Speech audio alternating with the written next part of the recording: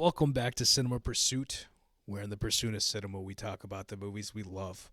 We have Tony on today, Tony Mikell, and he's talking about the scenes that made Tony.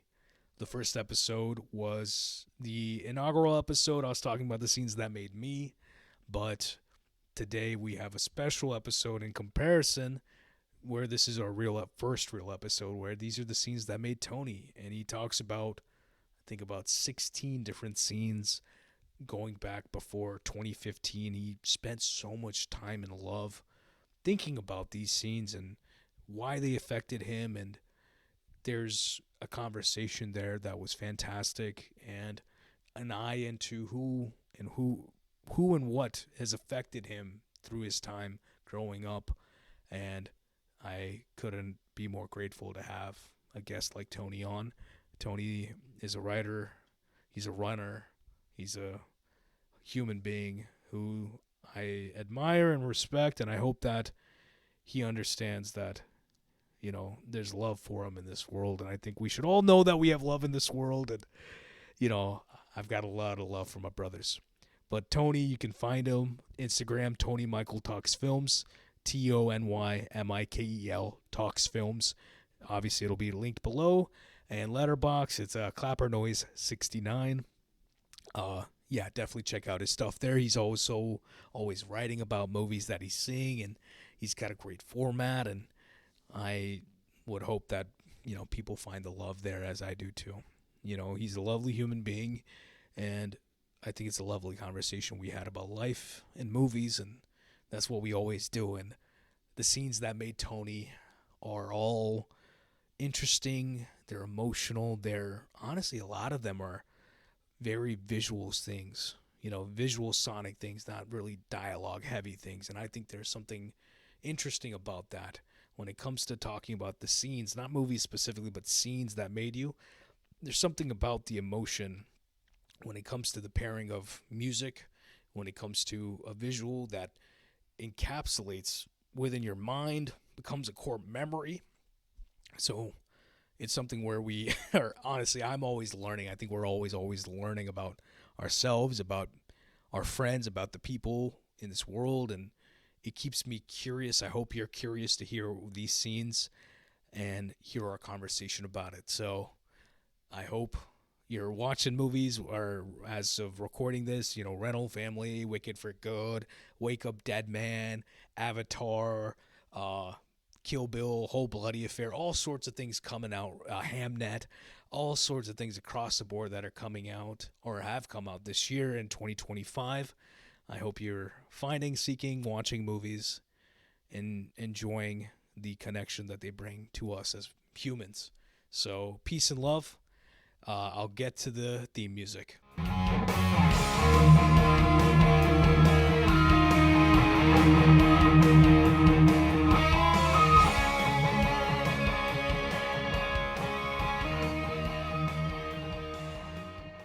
Alrighty, welcome back to Cinema Pursuit, where in the pursuit of cinema, we talk about the movies that we love. And today we're returning for our second episode. The first episode was mine. The second episode for scenes that made me. But the scenes haven't made me. They're the scenes that made Tony. Tony Mikell, what's up?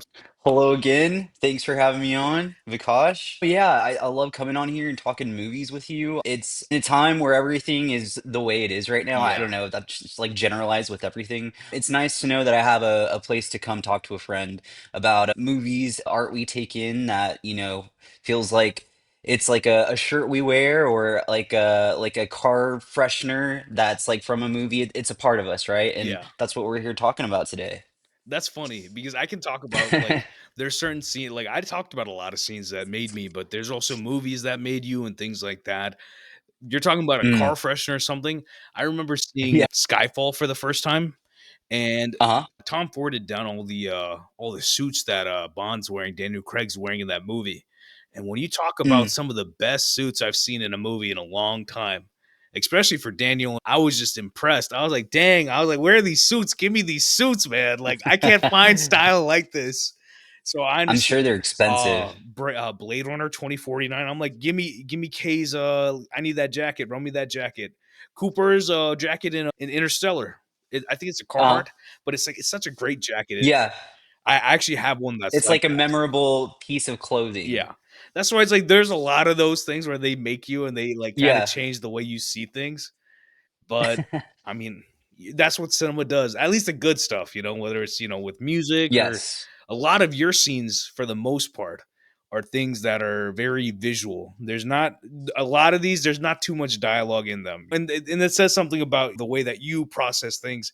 And I think how growing up we process things cuz it's not necessarily the moments where there's a lot of dialogue that kids remember. It's the things that Uh-huh. like melt to your mind visually. And it's something Absolutely. filmmakers to know. But And also, I think what really attracted me to come back and do this specific format was the thinking before 2015, films before 2015. There's a lot of stuff like within the last 10 years I feel like defines very strong moments that are happening now, but it's like thinking longward back into cinema, the stuff that we remember, and I thought that was just like a cool exercise. and it's a bit of therapy, isn't it? That's what it was A for little me. bit. Where I'm like, Yeah. even I'll talk about it with a few of your scenes where I'm like, oh, I never thought about this. Now watching it back, I'm like, oh, okay, this is how it is for me. And I didn't realize how impactful this was as a kid, and I realize it now. And I'm like, oh, I didn't realize this about myself till today. So we'll talk about that when we get to it. But the first Sounds movie, good. First movie, we're going to go from oldest to newest. That just seems like the easiest way to do things. 1993, Steven Spielberg, Schindler's. I'm joking. Not that's the worst. That's the worst Schindler's joke. I was like, No, "Wait, that's on my list?" but Spielberg's notorious for going double in a year for releases, which Mm, directors rarely do. But Jurassic Park, 1993, one of the biggest movies ever made. Period.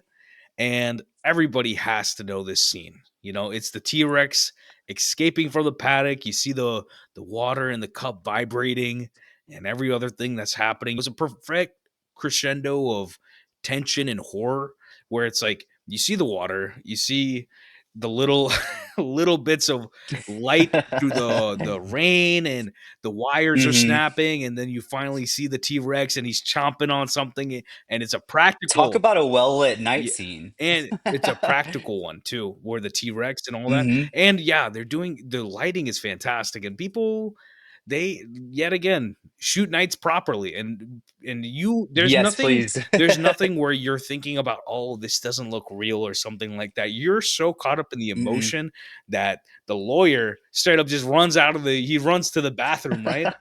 And all these things are happening in the scene, the whole tension of the entire scene with the car flipping, saving the kids, all that. But what stands out to you for this? Because I think they haven't made a scene like this, like better than this, in any I Jurassic Park agree. movie since.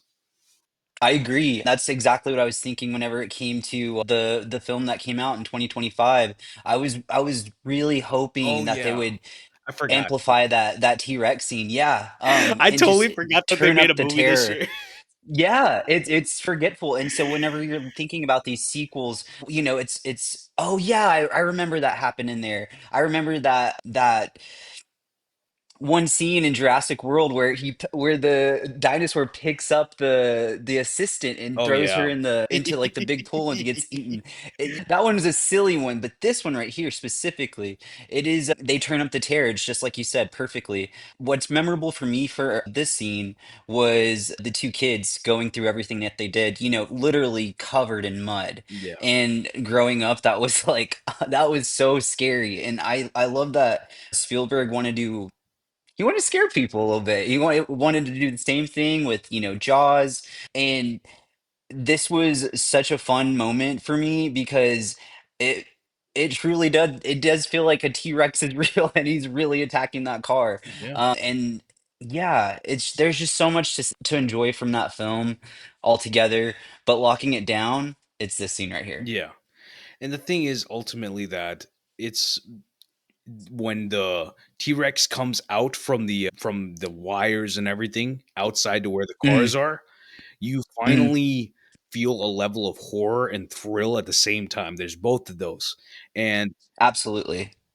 we talk about the theme parkification of movies and big movies specifically, but this is Mm. one where it is this moment, this scene feels like a theme park of thrills, but it doesn't feel Yeah. disingenuous because it's not like it's going off of some other lore or something like that. This, yeah, it's based off a book, but this is the first movie, and the thrill of this. If you watch, I'm sure everybody has seen this scene, but if you go to YouTube, we made a playlist. If you go and watch this scene over, you're just, you're having such a great time with it, as you do with the first movie, Yeah. because every other subsequent movie, they're fine at best, but it's like, uh, as Seth from Movie Friends says, people just like stupid people like dinosaurs. I was like, okay. I was like, I can't get that far, but like, I love dinosaurs too. Like Land Before Time. Are you kidding me? Like, I've loved dinosaurs since I was a kid. Oh, heck yeah. What I could really surprised like a Universal hasn't done like a dark ride like just version of like this scene like tucked into a little So, corner have you like been where to it's like the water ride itself that they have? I think I did before they included like the Jurassic Or World part so of it. they have the one in LA that still has that's Jurassic World. They have the Mhm. Velocicoaster, which is a roller coaster in Orlando, but they still have the original ride, the Park Adventure, whatever they call it in Yeah. Orlando. Which it isn't this. It definitely is not this. Yeah. It doesn't capture it. I mean, there's a way to do this. You could even do it in a theater. They have a couple. They have the Mhm. Terminator theater show. There's definitely a way to do this. Even though I do like the ride, I just don't like getting wet on that ride, so I never really went on it much. But the time Yeah. I did, I definitely had a good time. And people, always loved going on Jurassic Park. That water ride, but Mhm. there's a certain thrill about this scene specifically. It's like in How to Train Your Dragon when Hiccup's flying on Toothless the first time, like test drive like the John Yes. Powell's like piece, like that is what that is.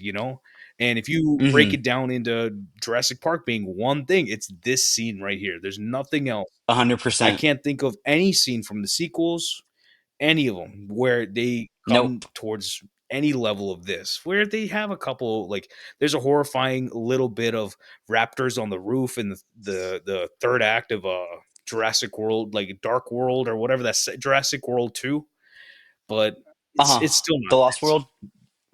No, Jurassic Park, or sorry, Jurassic World 2, the second one, where the first half is like them rescuing all Oh, the yes, yes, yes. all the Yes. dinosaurs off the island, and then they're on like the state at for the back end of the movie. Which I mean, I Mhm. appreciate the movie a little bit more on back, like rewatching it, but it's still not like Mm. it's still not what you want it to be. Which If I were to think about like what came in second place and compared to this specific scene, it would be the one in the Lost World where they perform surgery on the baby T-Rex yeah, and they give it back to the mom and then they're hanging off the cliff. I yeah. think it's kind of sort of, but this one definitely takes the cake. Like if you put two and two, if you put them This right is next to each the other. like if you do the Cinema Pursuit episode, this is Action of the Juice. This is the scene right here, isn't it? Right? Among some other scenes, 100%. among some like the raptors in the kitchen. Uh-huh. That's my number two. Oh Because, yeah. Oh but yeah. for this scene specifically, I mean, people know this lore, but the kids are in the van, and when the glass actually breaks and comes down onto them, that was not Mhm. scripted. That was real. And obviously, you could see the horror on their face of the plexiglass coming onto them. But N That's my first time learning that. That yeah, actually makes it way more scary.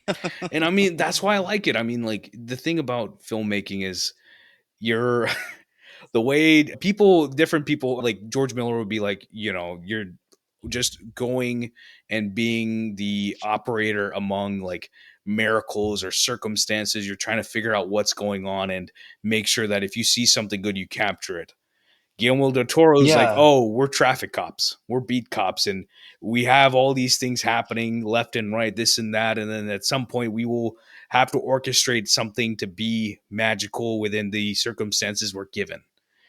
And so it's like yeah. everybody has their analogy, but it's ultimately that whatever happens, you have to have your own gut as to like, oh, this is what we need in this moment, and this is what I can get best out of that moment.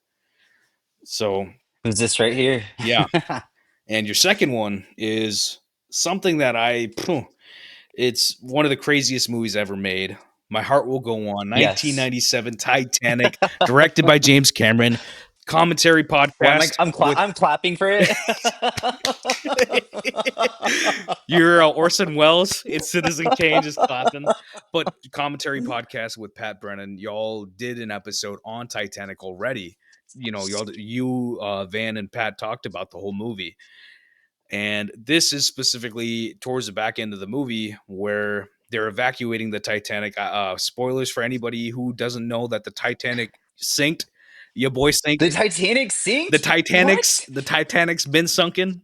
It's about to disappear. That's actually a real thing where because of like Oh something in the yeah, water, it's about to disappear. Which y'all might by have like talked about. 2030, I Yeah, think. y'all probably talking on y'all inception me with the pod. As things Yeah, happen. But it is the yeah. you jump, I jump scene, meaning that Mhm. they're pulling the raft down with it's like women and children only first, and Yep. they're going down, and I'm sure everybody knows it's such an iconic shot of like of Kate Winslet's perspective, like Rose's perspective looking up at what's his name in the movie? Jack. Jack. Gee, see, Jack looking up at Jack and just being like, "Oh, like I'm really leaving this man," and then she pops off on the level under them, Lower level. putting everything, every piece of logic at risk. And there's this beautiful choral score playing, and he runs to her and she runs to him, and it defies all logic, and it is supported purely by emotion, and it is romantic filmmaking at its best. I don't want anybody to say otherwise. They finally kiss, and then they're literally getting shot at by Billy Zane's character for just over Right this whole after. thing. and Literally right after that happens. and that it's a thrilling thing. And what Hmm. is it I know you have a specific history with Titanic itself, but why this scene? Mm. I think this is where I really began to understand that depth, that weight of caring about someone else outside of yourself. And yeah, yeah, ran this film so many times growing up, never really sitting with this moment for too long. But my experience with this specific scene is from getting older, just running back this film whenever I was like, 13 or 14, and remembering how much I love Titanic. And there is just something that like clicked inside of me of like, wow, what a beautiful experience to like not Titanic sinking, of course, Yeah. but what a beautiful experience to want for yourself, to love somebody that much that you're willing to jump on a literal sinking ship to be with them, even if it's just for like an hour and a half more, But and the wanting thing to is that it's like mm, what you're talking about, that is not the mm, sinking, but it is the sinking, because the thing that people have grasped onto since 97, since this movie came out, was the fact that it's a tragic love story, and throws back yeah, to Shakespeare. People love tragic stories like this, and yeah, they especially went to go see him. this is like an underdog story in a sense of of Jack, right? And there's a lot of Hmm. like unbridled positivity in the movie too, compared to most Yeah. of uh James Cameron's movies, because my favorite is obviously Terminator 2, and usually on page it's either I go with something serious like that or I go with the Titanic, where it's like the romance one. But for this one, people have gravitated towards that tragedy in a good way, Yeah. right? How many times have we seen experiments? Oh, in the conversation, oh, Rose had enough. She had enough room on that door, and this and that. People are Yeah. arguing the science of an illogical thing. It's all about the emotion that he would rather her 100%. live and then and him die because he loves her Mm. that much, right? Yeah. That's the like that song I sent you, like the Indian song? In that Hmm. movie, it's a Devdas. That it's a classic story in like Indian cinema, because they made an older movie. It's based off like a book, if I remember correctly, but they remade it, and that was from the remake. And Uh-huh. it's a story where there's a bit of that sort of tragic love story. It's that Romeo Juliet almost sort of vibe that it is timeless. So I would say that it is something that is grasped onto your mind, my mind, everybody's minds, because there's something Yeah. about it's. I wouldn't call it altruism, but I'd call it love, I guess, where it's like it. Like I said, it doesn't. make any sense. This does not make sense on page, right? You just watched Yeah, I The mean, Materialist. The I did. Materialist is I about, literally was about to yeah. say this. Go ahead. Go ahead. Yeah, no, no. It's so crazy how our brains are on the same path. Yeah. With Titanic, I think what it still something that people gravitate to because of the elements inside of Jack with like, translating, I mean, being from a he's poor. Yeah. He's poor and He's a broke boy. his math doesn't add up to her math. There we go. In, There's the in the materialist connection capitalistic for you. sense, in the life, Mm-hmm. in the modern sense of society that we live in. Because even Uh-huh. today it doesn't add up, right? Yeah, the math doesn't add up, but this love is just still like so strong and on fire. I mean, it's, something you wish you could experience for one like one time at least, I and a will lot of people say do get to. It's hopeful. the most personal I'll ever get, because I don't talk about my parents much, but my Mm, parents' love story is a bit like that, where they don't make sense on paper in any way, but they love each other and they always have and they always will. And for me, I'm like, I'm in a part of my life where I'm looking to get married, and I'm like mm. in the Indian sense of things, people are asking, what do you do? What's your job? What do you like? What's your height? What's your weight? What is your background? How much money do you Like make? math. My math Yeah, is, are you a good person? Do we get along? exactly. Do we believe in the same things? Like, I could care Hmm. less what you do for work as long as you're happy with what you do with your life, right? Hmm. And that's why it's like people have their own. That's why I love materialists so much. And it really hits at this time in my Yeah. life too, where I'm like, Hmm. the whole point of that movie is that it's the name of the movie is the misnomer that we're talking about materialists. And 100%. I'll send you the conversation between Mona Fastfold and Celine, and you'll Yeah. you'll be like, oh, this is why like caution, Selena are very much brother sister in the way that the things we think about. But Yeah. this Titanic is always going to permeate the culture, I think, because of that. Because even at the Oh, end of the yeah. scene, he's the whatever, they get away, Rose and Jack get away in the water and they go to the other side of the boat Hmm. while it's sinking, and Billy Zane's character does a little chuckle and the guy's like, what are you laughing at? I put the diamond in the jacket, and I gave her the jacket because Exactly. that's the same sort of reflection of what materialist is, right? That Yeah, Zane he was worried about the is the most, materialist. He's worried about the diamond when literally they're in a life or death situation, right? So, he was worried about the most precious thing to him. which is And not it's love. it's It's money. and So that's another reason that this scene is so iconic because it's like almost like a statement yeah, that this is what's the most important to me. My survival isn't important. Oh, I'm getting goosebumps. My survival is not as important as the person in front of me. I need to be with them. And her body just goes, yeah, and that's all it knows. And it's just pure love. Great scene. fantastic stuff. And that's why I mean Titanic has its effects, and that's why I still need to fully rewatch it. But I that's a crazy, crazy movie for anybody. If you look at how the movie was made and everything in between, it's still. Hmm. We talked about King Kong today. It's one of those movies where we have never seen another one made like this again. So big Yeah, ups to it's true. that one fellow James Cameron. I think he's got a little movie coming out this year, Yeah, just I a think little it bit. comes out at the end of next month, World something like is that. fire and ash, or Yeah. cold and dust. I don't know, something like that. Avatar. But your third movie, He's got movies. I'll say it the way I remember this title being said. Salinas! If you've ever seen Selena from it is a what is it, 1997. This is shot by Ed Lockman. Fantastic DP. And this is a movie Biopic. that is a biopic. Your scene is the opening of the movie at the Astrodome in Texas. And for Mm, anybody who doesn't know, this is a movie that was made pretty fast after Selena yeah. passed away, and Selena Quintanilla is someone who is very loved, especially. I mean, you can talk about it in the culture when it comes to Texas, and the scene Hmm. you have, the opening of this movie at the Astrodome, it feels like you are there. It is February of 1995. It is something that a lot of biopics kind of do. I think it's quintessential scene, but it's like full of energy. Edward James Olmos and every other person in this movie is fantastic. And there's something about the audience in the opening of this movie where you can't fake this. You know this is real.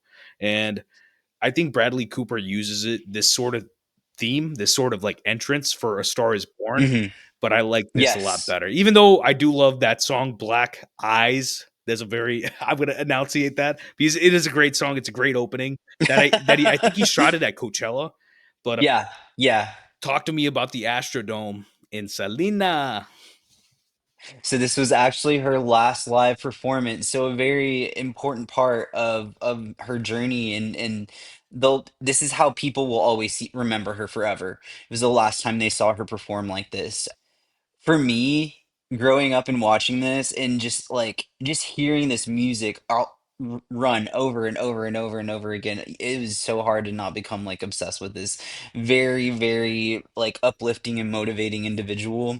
I think what the film tries to do in like the first like 3 to 5 minutes is get you excited about like the same just as excited she is like for her fan to see her fans, and she tries to translate that to the audience. Like this is how excited she was to see her fans. So not only that, but just like the all the hard work that went into like we have to depict this thing the same exact way it looked, right down to the costume, the sequence, the way that it sounded, an audience and everything. It was just all so authentic. It was hauntingly a lot like her, The, even though it was Jennifer Lopez. and that's the thing. It's one of the roles where I think maybe after Selena that maybe Hustlers in 2018, maybe I saw Mm, this, a glimpse of this sort of thing from J Lo, but it's rare to see it even from her because I don't mean this in a mean way, but it felt mm, like she actually removed her ego from what she was playing because this hmm. was not about her. This is about Selena and her Yeah. story in a real way. And I think Selena's story is one that people should know more because Hmm. ultimately what happened to her is I think there's a line of what people think of people and how they portray people in their minds, especially Hmm. celebrities. And what happened to Selena is genuinely tragic. And I mean, everyone should know this story. I don't want to spoil it in a sense because I think people should still watch the movie.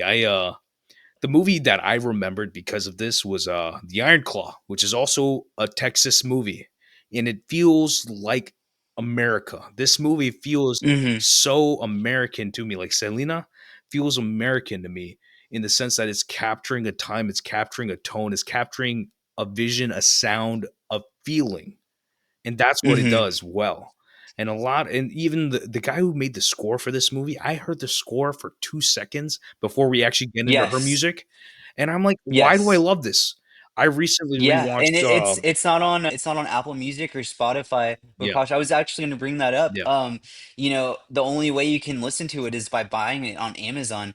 But and whenever we made the playlist and I saw that you added the intro from the very beginning, I was so happy because I wanted to hear that for so long. It is a very beautiful score, and it's not it doesn't dwell. It's not very like sad or it's just like the right amount of like a victory yeah, kind of in a way because it was a victory. She has sustained so much influence long after dying, and she was only 23 yeah. whenever she died. Because the guy who did the score, he did I rewatched after Robert Redford just passed. I would rewatch Hmm. 3 Days of the Condor, which is one of those movies where I'm like, oh, I didn't realize this is like so much of my DNA, especially that score, because the score is Hmm. very it feels like the 70s in Bollywood also, where there was a it's they take the inspiration from like American movies and make it their own, Hmm. and it didn't feel Yeah. like American music. It felt like American instruments and Indian music, Oh, that sounds which is not awesome. what it is now. It's more American Hmm. music in Bollywood rather than it being inspired by American music in a way. Because like Interesting. I'm not Like, sure is it about like a wind ensemble, Vikash? I'll send you some. There's like a lot of percussion and things like that. Things you wouldn't expect Mm, to be in American in uh in Bollywood cinema. Gloria yeah. Estefan has a song, even you know, like Miami Sound Machine. They have a song that's, I guess it's a sample. You can say that it's a sample that they use Uh-huh. for a song, a great song at that. I'll send you, and the visuals for that song is fantastic too. I'll send it to you. But Selena, this is someone that I mean, is there anything else you want to talk about Selena herself or the movie itself? Because it is, I think it's a movie I saw in seventh grade in my Spanish class. And Uh-huh. did it relate to anything we were doing in class? Not at all. It's just the fact that this is a story worth seeing, and some of my Mm, favorite things, I was just talking about, unrequited love. I saw Romeo plus Juliet in a class. Like, I mean, I'd seen it before, but like we saw it in our theater class. And it's like, mm. I think teachers have a big responsibility with the movies that they show in class. And one of my That favorite they teachers, select. like ever, Miss Saxon, because she would also give us authority as kids to learn Spanish in a way where we're making up skits and things like that. And Mm. at one point, she was like, "Here's a camera. You start directing the class essentially." And I was like, "Yes, thank you." And it's like I live off that high still in my life, and I didn't realize that I love it. good teachers are, they're the foundation of your lives. And She Selena is showed a you teacher Selena. wreck. It's a teacher wreck. So I love, that's why I have a lot of love That's for on her letterbox, man. her. What I was gonna say was that I wanted to just hit back on that this is American kind of thing, because I would agree, very American in life. I mean, what I think about is I'm looking at this screen cap on my computer right now where young Selena and her mom are dancing on the coast, and they're talking about their future, and it's making me think about my friends right now. It's making me think about how we're all talking about this really beautiful future where we're making film. And it's just the same exact thing, instead of young Selena and her mom, it's me and my friends, talking about this future in film. So in Selena, I don't think this gives away any spoilers for anybody that's listening that hasn't seen it yet, but she's talking to her family about how she wants to perform one day at Disney World. Such an American, Yeah. very positive, uplifting dream. Like, she just wants to play music at Disney World. That's it. That was her dream in life. It's just a very, very, very cool person to be like, hey, I listen to her music, and you still listen to her music. Growing up, they still play it in clubs. They still play it everywhere. She's still being worn on shirts. This is a just one of a kind person that's always going to be around. The legacy. And the next movie that you have on your list is another woman who's affected my life very heavily, and that's Mulan, 1998. It is from the first act of the movie. Mulan's father is called by the army to fight, and decrepit might not be the right word, but he's an aged man who Yeah, cannot fight. he's lived. He's lived. And what she ends up doing is the righteous thing for herself, for her family, and that is to cut her hair and leave in the rain in the middle of the night, that she's going to go and take that place in the bunch of men. And obviously that, that's what the movie's about, but for, I mean, what does this mean to you? Because I mean, for me, I've seen Mulan. It's one of the only movies I had as a kid. I've seen this many, many times. Really. Yeah. So, That's what I'm gonna love about, talking about these, next few films is there is a lot of us attached to them.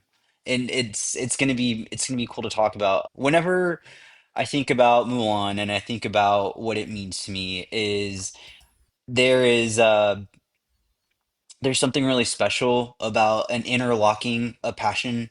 And I think whenever it comes to Milan, her passion being her family, that was just really cool to see growing up. And this is the moment that she chooses it right here. She has an argument with her family while talking about her father leaving, and she has a difference in an opinion.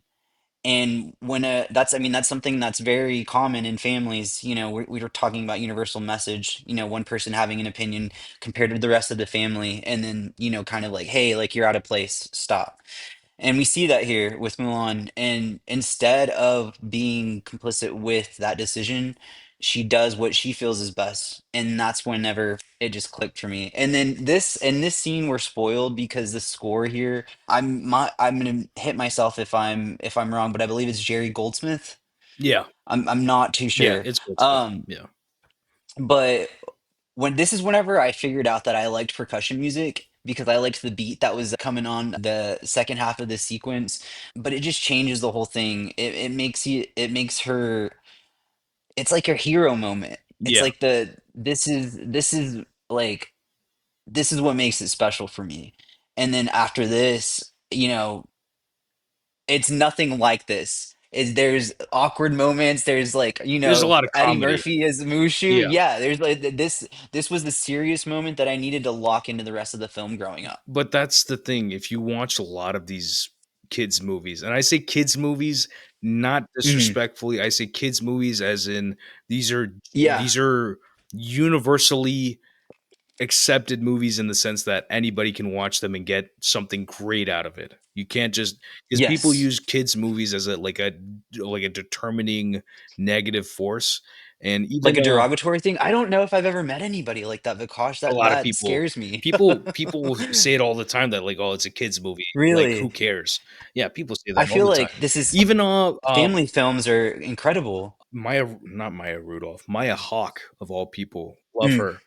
And she just talked about, when Inside Out 2 came out, she plays anxiety, and she was talking about mhm. how there is an art to having movies that are universal in a sense that everyone can watch and everyone can take something away from it. It is an art. It's not Yeah, easy to do. agreed. And I think a lot of these movies they have a bit of tension at the beginning, whether it's, It's always fun to Bambi's see the one that stands out of every year too. like Bambi's Yeah. mother getting shot. Throw it back all the way to Hmm. that. Because Bambi's mother getting shot and then juxtaposed with the rest of the movie, it's not the same movie, right? Just like you're saying. It's not. The Yeah. opening 5 minutes of Up is not the same as the rest of the movie. Even and It's a very definitive people part of have the a film. very Yeah. bad take that first 5 minutes is like, oh, like this is the best thing that Pixar has done. You don't need the rest of the movie. I need the rest of the movie. I need Yeah, that's where the I need him to movie happens. I need him to get to the end and to get to where they were dreaming of getting. That's why the movie's worth Yes. it. And he needed someone to remind Heck his yeah. cranky old behind that life is worth living. There is adventure out there. And that, I mean, and Hmm. I don't know why people don't pick up on that because they're Yeah. not, put it this way, they're not emotionally optimistic. They're stuck in the Carl, the old man way. They Yeah. need the house to have a thousand balloons so they can fly all the way to South And America. about that part, about that mindset too, I can just hear like somebody like in a movie theater being like, "Oh, that was it." Like, no, like you missed the point. Like that's you wanted the action and didn't stay for like the vegetables. You didn't eat your vegetables, Yeah. I guess, kind of thing. Yeah. And for me, when it comes to this scene, when it comes to Mulan, Mm, this is like I was watching it this morning. This is the only scene where I got, or one of the two scenes where I got really emotional because there yes. comes a time in everybody's life where you have to do what you got to do in the sense that Mm-hmm. it's not because it's the right thing to do, or not just because it's the right thing to do, but like it's not because society says it's the right thing. It's not because your family says it's the right thing. Because on one hand, society's telling Mulan that her father needs to go and die. And on the other hand, her family's saying that we need to send my father to die, And for her, Mm-hmm. she's like, it doesn't matter that both of them like society and that my father disapprove. Like the righteous thing, the moral thing is to do the right thing in all situations. And for the most part, the entire movie, Mulan does that. And there's a pretty spiritual aspect to the movie that as Uh-huh. soon as she leaves, her grandmother comes out of her sleep and she's like, Mulan's gone.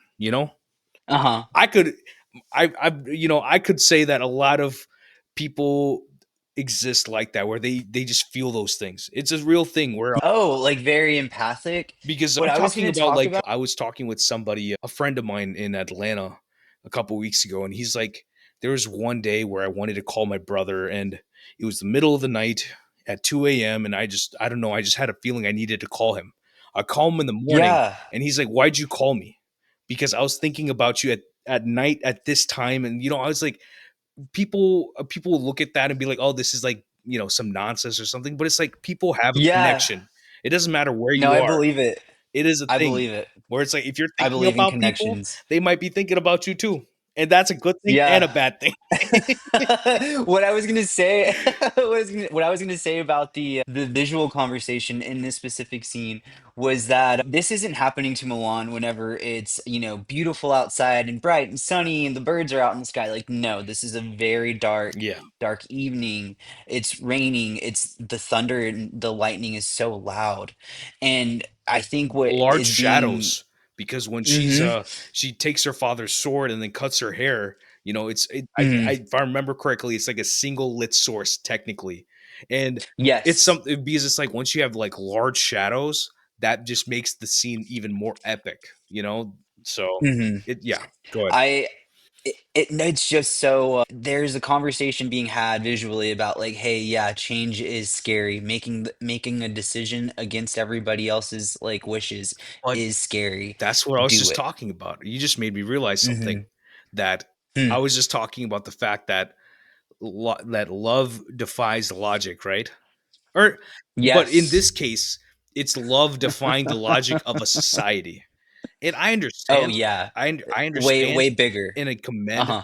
the communal aspect of like the Chinese culture. My uncle, he was a chemical, or like a second uncle, like essentially he was a chemical engineer, and Hmm. he spent a lot of time in China. And he was talking about how there's a communal responsibility that they feel that we need to better ourselves and better our society. And I think everybody Hmm. should have that for wherever you live, because there's a a reason hundred why percent. China is so big nowadays, right? People lament made in China, but the number one movie this year is Neza 2. It is a $2 billion Hmm. animated sequel, and they don't care if Hmm. we've seen the movie. It's like we got to watch their cinema now. It's that sort of thing. But I digress. Absolutely. Like No, no, it's all important conversation for sure. I know. You know what else is important? Pod racing. Are you Phantom Menace, 1999? Are you kidding me? George Lucas was on one. And watching Oh this back, man, another film to clap for. I've seen I talk about it a lot. I talked about it during the Revenge of the Sith episode, that I became a fan of Star Wars because of the prequels. Watching these movies as Who a did kid, that one with you, Vikash? Vakash did. Vikash did it with It was Vikash? a solo episode. It was a solo episode. I love that, It, dude. I love that. it's That's a solo episode. The first scenes that made me as a solo episode, I have no problem doing Okay. it, but I also am not that vain that I want to listen to myself that long. But because I listen back to podcasts I'm on to listen to the other people, and some because my mind is Yeah. like working so much that I'm not listening sometimes. I feel the same way. But I feel the same way. I Phantom want to listen to Menace, the other people talking in it. pod racing. This is legitimately. I mean, if it does not matter to me if y'all need to watch this. I don't. It does not matter to me what anybody says about the prequels, but Phantom No, Menace, this is a this scene right here. non-negotiable. Do you know what I remembered because of this scene? Huh. The Batman. Whenever Batman, you say the Tumbler, the Bat Pod, Okay, Nolan's Batman. the Okay, okay, okay. 2021, the Batman also. Okay. Anytime Okay. the Batman vehicle, the Tumbler, the Bat Pod, the Batmobile turn Yeah. on, it feels like Hmm. you're injecting testosterone into my veins. I don't know what it is. I don't like. I have no need for like a fancy car or something like that, but I love driving. And Yeah. there's something, I don't know Yeah. what it is. I love Fast and Furious too, but I get what you it was mean. like I get that. there's a sound design of like all the pods turning on and cranking up, Yes. and this is Yes. No score, and I was talking about it that another film with no yeah, score. that the fact is that George Lucas is best when you don't have any dialogue from the man. That visually he understands. No, you see, he Yeah, understands his no, yeah, storytelling. yeah, yeah, okay, 100%. Yes, And the only yes, line I in this agree. scene is like, oh, is what do you call it? Is Qui-Gon Jinn telling Padme, even though he doesn't know it's Padme, that like, oh, the Queen trusts me, and then Padme is like, you assume too much because she's actually the Queen. And the other That line was is, the dawn of the iconic Princess Leia like sassiness. yes, I love It it. all ties to it. And Yeah. then Misa got one line, "Come on, Annie," and I was like, "Yes, I love my man." Come on, Annie. But what is your love for the scene? Because I will go on about it in a minute. What is your love for pod Oh, racing? my love for this scene comes from the grand scope of what we were doing here. I mean, I this was my first Star Wars film that I saw in theaters. I Mm, remember going and seeing people dressed up like aliens and dressed up like Padme. how old were you? Um, I believe I was 4. I think I Oh, got taken to this when I was 4 for the first time. interesting. And but I remember that part of it. I remember people dressing up. And as I got older, I remember just always running this specific film for this right here. Also, the underwater scenes at the very beginning. Fantastic. Yes, Awesome. the underwater scenes. It's just like the fantasy of it. Yeah. Really, it drew me to that. But with specifically the pod racing, it was what was on the line was that he was gonna get to go with the Jedi if he won this, and he did. And it's just like this is where hope continued in the Star Wars franchise. Like this, it explained a lot of what we love about Star Wars. I liked that the Phantom Menace is kind of like an origin story for Anakin Skywalker. So that was another cool part of it as well, growing up. And then just knowing that this is locked inside of the Phantom Menace, like these pod racing scenes, these sounds, the multiple engines being blended together to create like a sci-fi space sound. It all just really counts. And I think I'm gonna be a little bit of a film snob and be like, these scenes were great. They were lit so well. I mean, it looked like I just Right. But see, shooting the we desert. just did King Kong, right? And I was talking about Mhm. Andrew Lesnie's lighting and the fact that it's so Mhm. much CG, Yes. but it feels real. And yes, they did Yes. shoot in the desert for some of these Mhm. scenes in a Phantom Menace, Mhm. but even then, there's a ton of CG in the pod racing. Yes. There's some other miniature work, CG work in there, interspersed. But fundamentally, there's a lot of CG, and it It works. just It blends. works It perfectly, blends so and well. it's because of someone like Lucas and his understanding of visuals, the visual Mhm. effects people he was working with at ILM. I wonder who created ILM. That's why it's like I there's a lot of, I think, from like maybe 2005 to maybe 2011, like a very Mhm. formative part of my life. I talk about it on the Revenge of the Sith pod that a lot of people had a lot of hate for George Lucas, and it was a time where I never looked up the man. I don't know why people were complaining. I'm like, I guess he sucks at what he does. And then you go and look and think about what the man's done. Indiana Jones, Star Wars, and a bunch of, he's had his hand in other pots. And obviously there's other Mhm. people who helped him. Like if you talk about Marsha Lucas and the pivotal work that she did on the 77 Star Wars as an editor, she literally got nominated for an Mhm. Oscar because it was that great. Mhm. But it's like he himself has the vision. You need people who have visions. George Lucas Yes. has a vision. Jim Cameron has a vision. These people have visions. And for him specifically, this is like his one little Mad Max scene for him, where it's like, Yeah. yeah, there's dialogue, there's things happening, but he's telling a whole story within this one scene. That, I'll yes, ask you a question. what's up? Do, a light just turned off in my apartment and I didn't do that, so that just scared me. Anyway, There's an it was eminence. whenever I said I'll ask you a question. So, do you like the this is gonna be a weird question. Do you like seeing the back of the pods more than the front? Which ones like were like more fun for you? Like following them or like seeing who was in the pod and like seeing all the like action around For them? me, it's the front. Even though the POV Okay. shots from the back are great, it's the Yes. fact that Yeah. you at the beginning, the story, even though we know the stakes that are set, that Anakin needs to leave and he probably will leave, but the thrill is that the race starts and then he's the one who's stuck at the starting In line. the very dead end. He's Uh-huh. he is your underdog, and through Yes. the ragtag work, he wins the race, even though the guy's cheating and all that stuff. And Mhm. it's a little sports movie in the middle of this movie in a great way. And Yeah. what it does is it actually invests you into Anakin, because at the end of the movie, when he's in the hangar and he's like turning around and like shooting everything, you care about him in Yes. that scene. And that's the Hmm. direct correlation that between like investment and payoff, because And you it also explains how he's able to navigate that spaceship. exactly. But and see, Yeah. and I you know when I thought about that as a kid, I like I never, I wasn't thinking about it. It's just good storytelling, genuinely. And Yeah. like I went from being kind of apathetic about George Lucas to being a big fan, because I respect the man. Really. I respect him for what he's even doing now, and he's like he's a funny guy because he's very honest about what he does, and I mean a lot of artists should be more honest like he is, and even then, Hmm. because it's like people think that they're you're hurting people's feelings. He's just being honest with what he does, and that's what he's always been. Yeah. He started film school as an animation person, and if you look at Man, everything knowing he's done. that kind of explains a lot. Exactly. Because it says Yeah. like it says more about how he makes movies and what he's doing. He's a very visual person when it comes to his Hmm. filmmaking. And I was talking about on the Revenge of the Sith pod that I wish he had made a movie without any dialogue. Like a Mad Max sort of movie, he could have done it because he has Hmm. that level of visual filmmaking in him.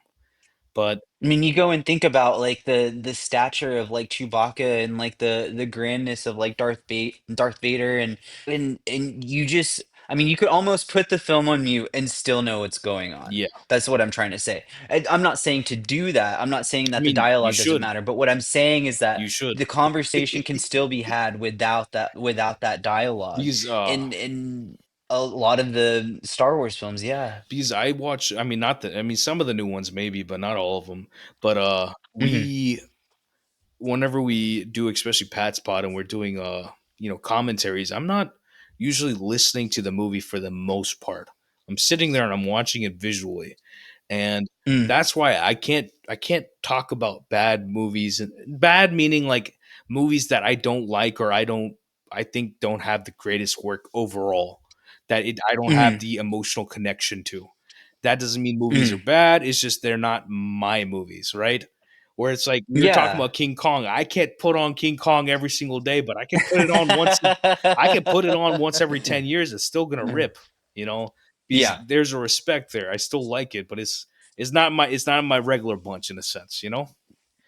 that makes sense. So everybody's got good work. I think Phantom Menace yet again. I mean, he was always trying to push some sort of medium further, especially with VFX.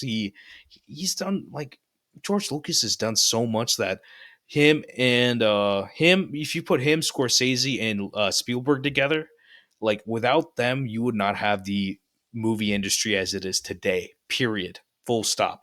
Mhm. There ain't no Marvel movies happening. There's no King Kong happening. None of this stuff exists if they don't exist. That's There's no true. Lord of the That's Rings true. without them, because Yeah. VFX started because of him. In the way Yeah. in the they had other older houses of like special effects, but visual effects in the sense of the way they did them on like the old Star Wars movies, that started with them. Mhm. Like he got Yeah. together a ragtag group of people and then they cooked on it. And they have a whole documentary on Disney Plus that I talked about too. It's like inside behind the magic or something like that. Is an ILM documentary. Actually, we were Mhm. just talking about The Lost World. One of the directors for one of the Jurassic Park movies, Joe Johnston. He also directed Captain America 1, The Wolfman that wasn't good in 2010. He directed October Sky and The Rocketeer from the 90s. Like he used to work at ILM. He used to make models and stuff, So A it's lot of film history in this episode. I love it. that's the problem. When am I gonna ever use this? Never. Right now, But you're no, using it because right it's like now. Somebody's gonna be listening to this right now and I be like, "Man, I learned a lot about ILM." my thing is that you just want to have people who you want to listen to people and how they got started, not because it's something that you're gonna do, but the fact that like how in the world did you get to this point? There's people who are making Yeah. they randomly ended up at ILM in the craziest ways possible. And you'd be like, wait, you were a kid in high school and you got a job working like this? Like how is that like things like that? But I digress yet again because we're gonna move right into one of the other great movies that I love, the Stephen Sommers 1999, The Mummy, Rick O'Connell, Evie, geez, Brendan Fraser, Rachel Weisz. We're getting a fourth movie from Radio Silence. Heck I yeah, saw let's Brendan Fraser, go. and I'm like, bro, you couldn't tell us this, you know? But Rental Family is this new movie. Go see it. It's out in November. I don't know when we're posting this, but go see Rental Family, one of my favorite movies this year. Hmm. But the scene for The Mummy, one of the best adventure movies we've ever had, period, is the race to Hamunaptra. About 40% of the movie, we finally get to where they need to be. And we have different factions of people trying to get to the same place for treasure, essentially. And we this is like straight up, you have Indiana Jones, Lawrence of Arabia, and then Yep. this, it's Yep. we have Dune, but Dune isn't fun in the desert, so I don't really put it in the same category. But we get into the desert, they're on camels, they stop, and they're like, this is one side, this is one side, the horses versus the camels, and the sun rises. It's a CG sun, but like the way the CG looks, even from 99, I loved it. And It then works, man. It they're running, works. they're trying to race, and Rick and Benny are fighting, and they're like Uh-huh. smacking each other with sticks, and like Rick throws him off his horse and all that. It's so much fun. And then you get a little bit moment, the score swells, and you've got Rick and Evie. There's a bit of a romance there of them just like, side by side on the horses. So they're farming a thrill, they're farming comedy, they're farming romance all at the Adventure. same time within one, All and of that's it. adventure. You're right. So, what is it about this scene that you love that made you So initially, this is supposed to be scary, right? Like we're going to the same place that, Rick just like escaped from. There the was this opening, big bro? battle in the very beginning. Yeah. And then that's where you Amazing. see like the face, it's building up the intensity of where they're going. So instead of all that, we're getting to focus on this fun group Yeah. that is chasing like you got one side that's chasing history and wanting to learn more and wanting to visit this place, and the other side that's seeing like the riches of it. Like, what are we gonna uncover? What are we gonna be able to What are we gonna set to, pillage? yeah, raw? What are we gonna grave rob? Yeah. But what made this, I guess, like what made this me was just the fun of it, man. It's Yeah. exactly what I want to see in films. It's the moment, it's the rush that I get, that I chase in film. I would say, with especially with action, with anything fantasy or adventure. This is a very grounded film. These are human characters. They're not from another planet or have a very, very complex backstory. They're just wanting to, she's a librarian wanting to experience history, wanting to Yeah. submerge herself in it. She's getting that right along this like very like devil may care guy. And just growing up, I was like, man, this is fun. I could watch this forever. And it's a pretty, you spend a good chunk with Rick and Evie, and this is just like the dawning of it, in a sense. Like this is where you see their excitement, and they capture this so much in the rest of the film, and I would say, and even the sequel, it's Mummy Returns. Not the mhm. not the not the not the we don't talk about the third one. No, we don't That's talk not about Bruno family. third one. That's not family. That's a distant cousin that only gets invited to maybe No, Thanksgiving it and don't Christmas. they don't show up for nothing. They got Michelle Yeoh and Bruce Lee. They still ain't showing up for nothing. We're making a Yeah, fourth one. They call it four, but it's number three. The only one of I these feel the I've seen same in exact theaters way. is I've only seen the Tomb of the Emperor in theaters. Uh-huh. I still have my DVDs of Mummy and Mummy Returns. I've seen Hmm. these movies, both of them, 20 plus times. These are Uh-huh. extremely fun movies. And I Yes. don't mean, and it's not in a disingenuous or like a look down upon like fun way, in the sense Hmm. that, like you said, these movies are not made to have some sort of like like extreme plot twists, or like you have a big background, or there's like hoity-toity things going on. Yeah. It's about a vibe, it's about a tone. And the tone also is it's given by your score, it's given by your casting, it's given by your Hmm. writing, it's given by all sorts of decisions. And they're not making these decisions today. I talked about it when we talked about National Treasure, that you don't get movies like this anymore because they just don't know how to make them anymore. Even Yeah. though National Treasure 3 is kind of like on the board, but I mean, that's Disney having to say yes. Because Jerry Bruckheimer, when I saw him last year, he was like, "Yeah, we want to make this one. We There's think we another can film really down do the line something." that's reminding me exactly what you're Are you talking saying. about But Pirates? yes, yeah, Yeah, you knew exactly which one I was talking about. Yeah, he yeah. is. No, I mean, also in this timeline, Pirates is also on the board for the future for being made. Also, because Jerry Bruckheimer understands that these movies bring people to they bring them to the theaters Bring in him a to the good theater. way. Yeah, And if we can make another one that's actually good, it'll make a crap ton of money.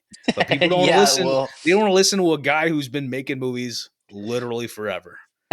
And it's crazy because he's talking about Dirty Dancing. He's like, I mm, literally was watching people go from the theater to the record store and buying the album for the movie. That's why I always have music in my movies, because I know the power of music in movies, right? hmm. And it's like, yes, it makes sense, but also like, you need people who do that sort of thing. And Yeah. Jerry Bruckheimer is not winning Oscars, but he's putting in the money in the box office in a real way. And this is like The Mummy. Are you kidding me? If the movie is even half good, if it's anything better than whatever Jet Li, like whatever The Tomb of the Emperor, I will be seeing the new one 2-3 times minimum. I'll be I'm taking people really to see excited it. for it. I'm really Be- excited for it. I love what they did, especially in Abigail. I would say that it's a favorite one for me for sure, as far as like I'm a vampire fan's films cast, go. bro. Ready or Yeah, not, yeah. they Ready or have my not as money. well. Yeah, I We're love both those guys. excited for the sequel. But also, we Mm. talked about it today that Peter Jackson he's a horror filmmaker turned into action. These guys are going from horror movies into the action.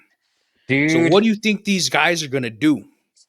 People, I've already heard it. I'm not even online that much, and I've heard like, Hmm. oh, these guys aren't going to do anything. Watch them cook. I'm not worried about it. They're gonna cook. We're gonna have a good time. As long as they understand tone, they're gonna do something Can I fantastic. say hell yeah on your podcast? Yes, yes, you can. Hell I yes. just I'm don't. so excited for these guys to do that. You just I said The what? only reason I am adverse to cursing besides hell yeah is the fact that just I don't know who's gonna be listening to this in the future. That's all. Oh yeah. Oh, of course, of course. There's a 1999 movie with a lot of Phil Collins music called Tarzan that's really good. And you've got a scene from the beginning of the movie yet again Oh where yeah. something very intense is happening, right? Yep. Two worlds, one family. That Hmm. there's little flutters of Phil Collins in there, but it is about finding little Tarzan and the tension of him being left by his parents, not that they wanted to leave him, and Mm. everything that happens with the jaguar chasing after him. And it's such a pure moment juxtaposed with a horrifying moment in the Yes. best way possible, where it's like, you know she finds him and she picks him up upside down, which is already funny, and then she smells the diapers, like, ugh, right? And then the jaguar comes out of nowhere, tries to kill them. They get saved by this random boat, which whatever. But it's like, and then like at the end, finally, when the tension's down, then we get the little bit of the Phil Collins in there, and I'm like, yes, this is vibes, this is visual filmmaking, because there's no dialogue yet again. This is another scene with no dialogue. Great That's emotions, no crazy. dialogue. So Hmm. what is it about this that for you where you just feel excited? I don't know if you feel excited about this. What does this make you feel? It does feel exciting. What I think of before, prior to this film, would be like the intro in like Oliver and Company, where you have your artist singing a song, singing a banger while something is going on the screen. Very tied to the film. With Tarzan, Phil Collins singing in the background. It's just like you said, small notes of it, but what's being told is a lot more, just memorable. It's adding to the scene, but also you got so many things at play here. You got a family that's stranded on an island. You got a family that's supposed to be there. You got an innate family with a newborn, and it gets both of them get treated to a life experience, and it's the loss of a family member, the loss of something special. And what ties the mother ape and Tarzan together is that they both hear, or they need each other. I mean, growing up, that adventure mixed in with the pain, I would say. is what made it stand out for me. Because for me, I'm like, I definitely did watch I didn't have Tarzan, but I definitely watched it as a kid. Hmm.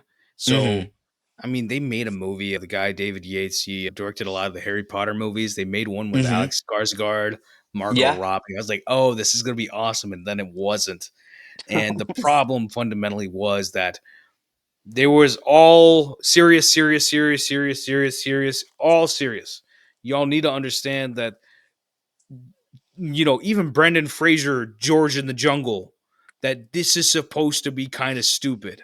And Yeah. I'm not saying Tarzan is stupid. I'm just saying the fact that, like, this is supposed to be fun. This is supposed to have an emotion to it that's not Hmm. just serious. You need Yeah. levity. And Yeah. the one thing that they do with the Phil Collins thing is it's almost like they integrate a musicality because you also don't have any dialogue. And what he's doing is essentially random riffs of like, hey, this is what's going on, and it Yeah. works.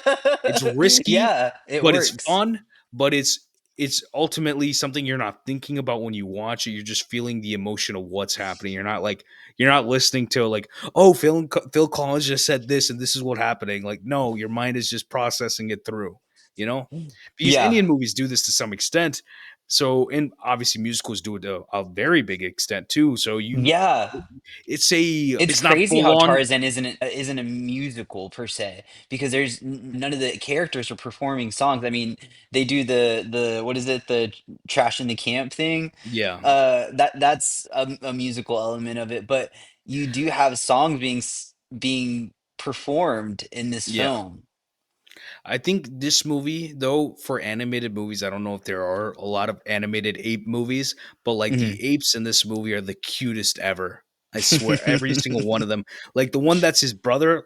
Like even though I haven't seen the movie in so long, I'm like, I love that kid. He's so awesome because it's like there's just something about like the aloofness and like the little bit of hair that he has on his head and Yeah, like the like the little facial spikes. expressions. Yeah, Yes. you remember those things because it's like there's something effective, it's affecting me too. So Mhm.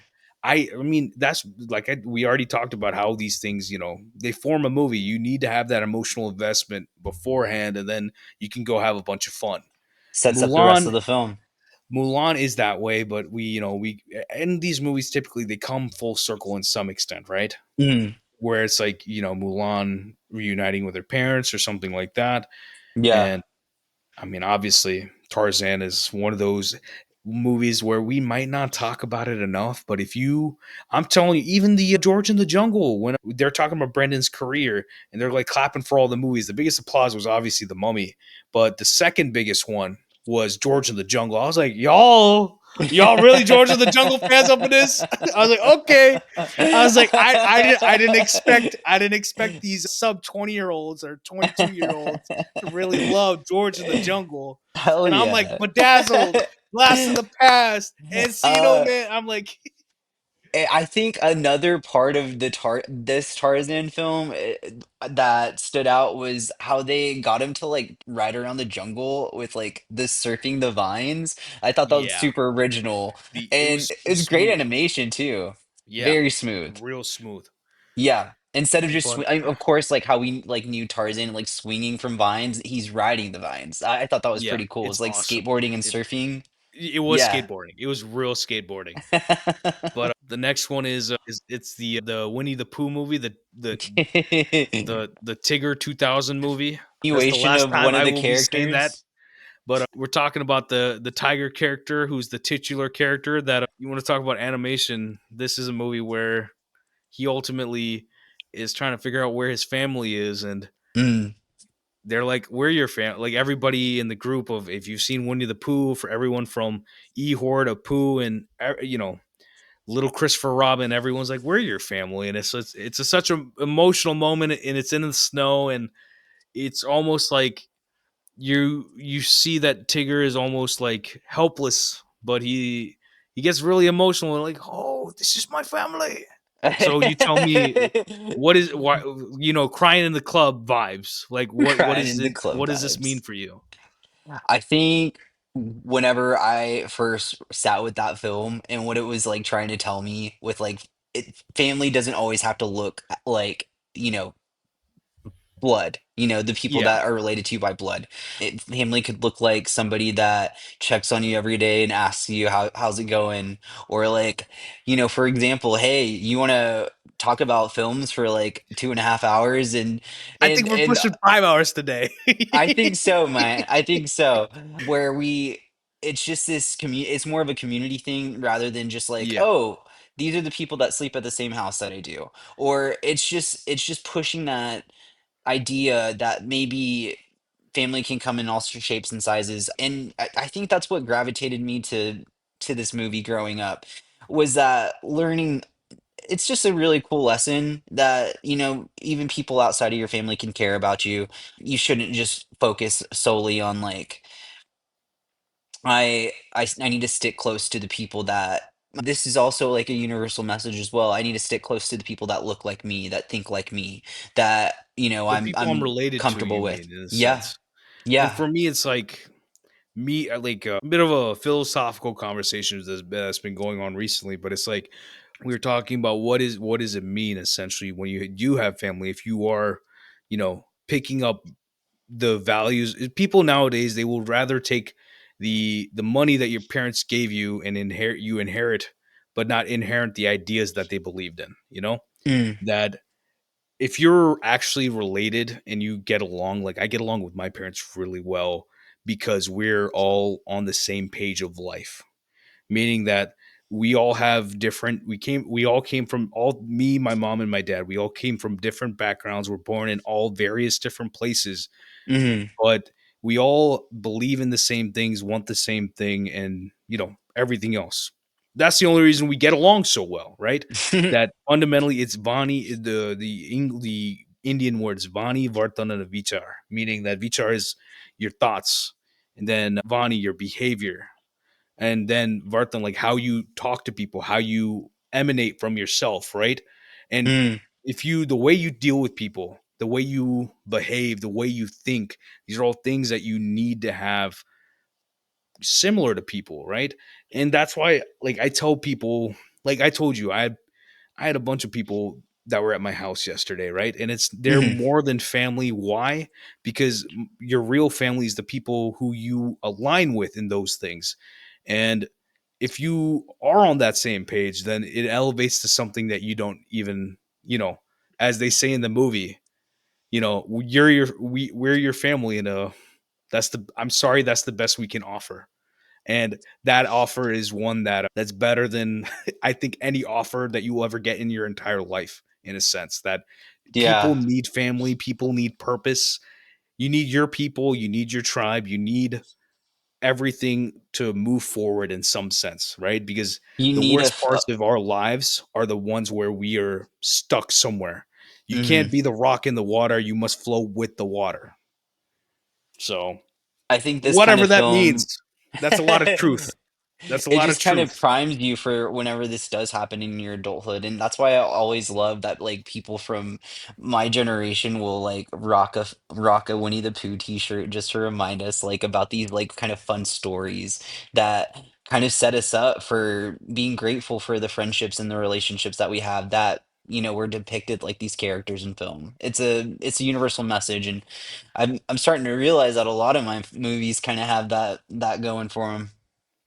Then that's the thing about like movies when you're younger, you don't realize what they were cooking until you get older sometimes, right? Yeah, And that's yeah. obviously with Mulan, I realized that a lot. Like I realized that like there's a spirituality to Mulan where I'm like, oh, this is something I watched a lot as a kid, and this is something I believe and I've always thought of with movies, that Yeah. something that elevates a movie for me is that there is something of an otherness that is beyond humanity, that makes you feel something else. And what is that Yeah.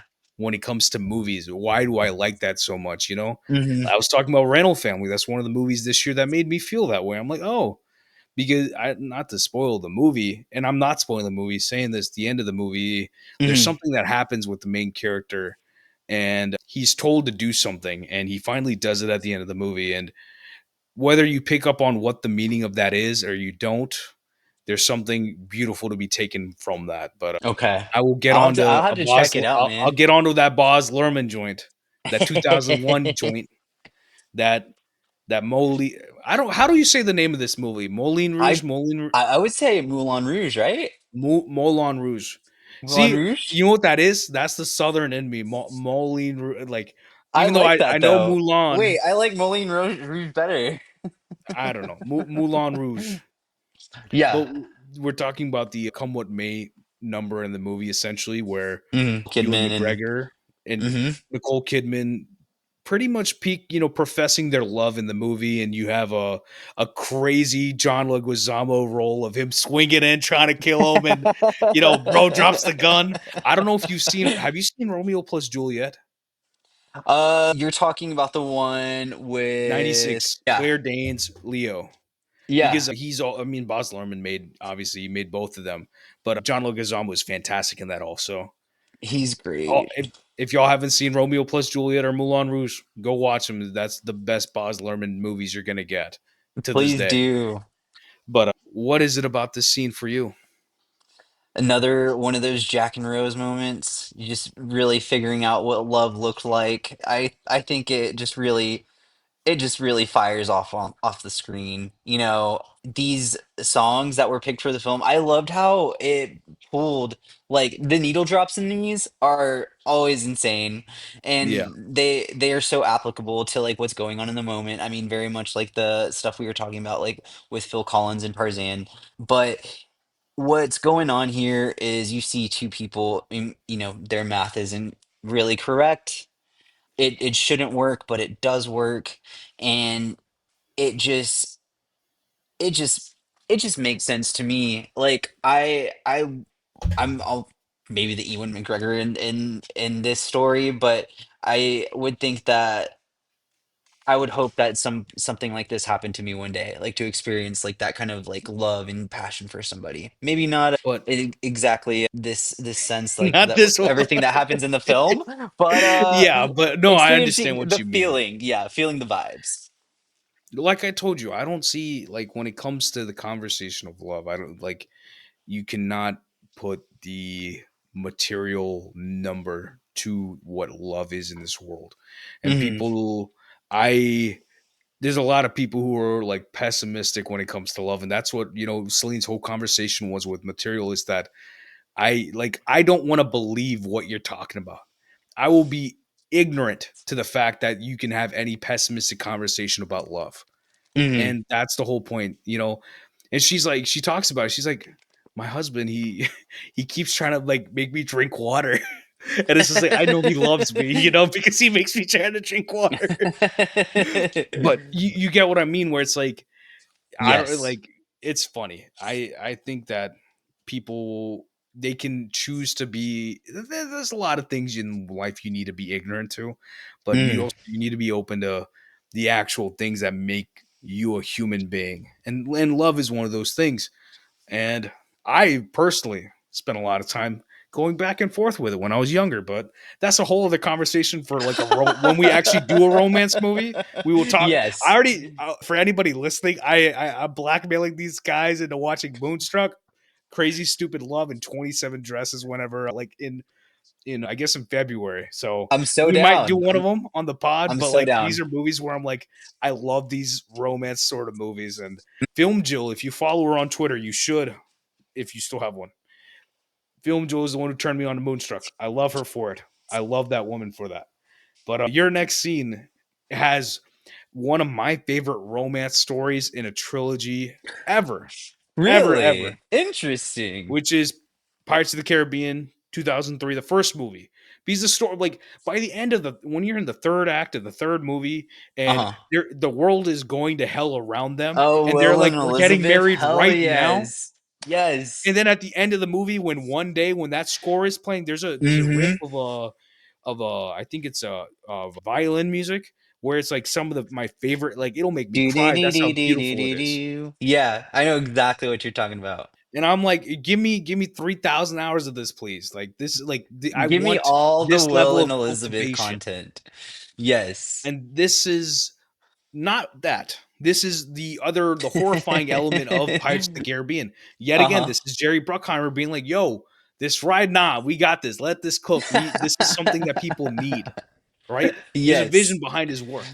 and Gore Verbinski's work in these first three movies. That the Hmm. scene you have is about like Miss Turner. Do you believe in the ghost stories? And I think it's. I actually didn't even watch this scene because I didn't need to because I love it. And I think last year, the year before, I watched the Pirates trilogy like twice in a year because I love it Uh-huh. that much. I Yeah. showed it to my nephew and niece, and then I watched it myself. Oh, you And then showed it to them? What did and they then I think? loved it. Loved Hell it so yes. much that my Dude. nephew went home and watched Stranger Tides. I was like, "Why did you do that? Don't watch the chat." He was like, "It was bad." I was like, "Yes, I know it was bad, but I like we're cinephiles over here." Heck yeah, man. This one, I'm thinking about Jurassic Park, the But first film that this we talked. real quick. So this is the Uh-huh. moment in the movie where he asks about if you believe in ghost stories, and he puts his hand out into the moon, and then his hand Hmm. turns into a skeleton, right?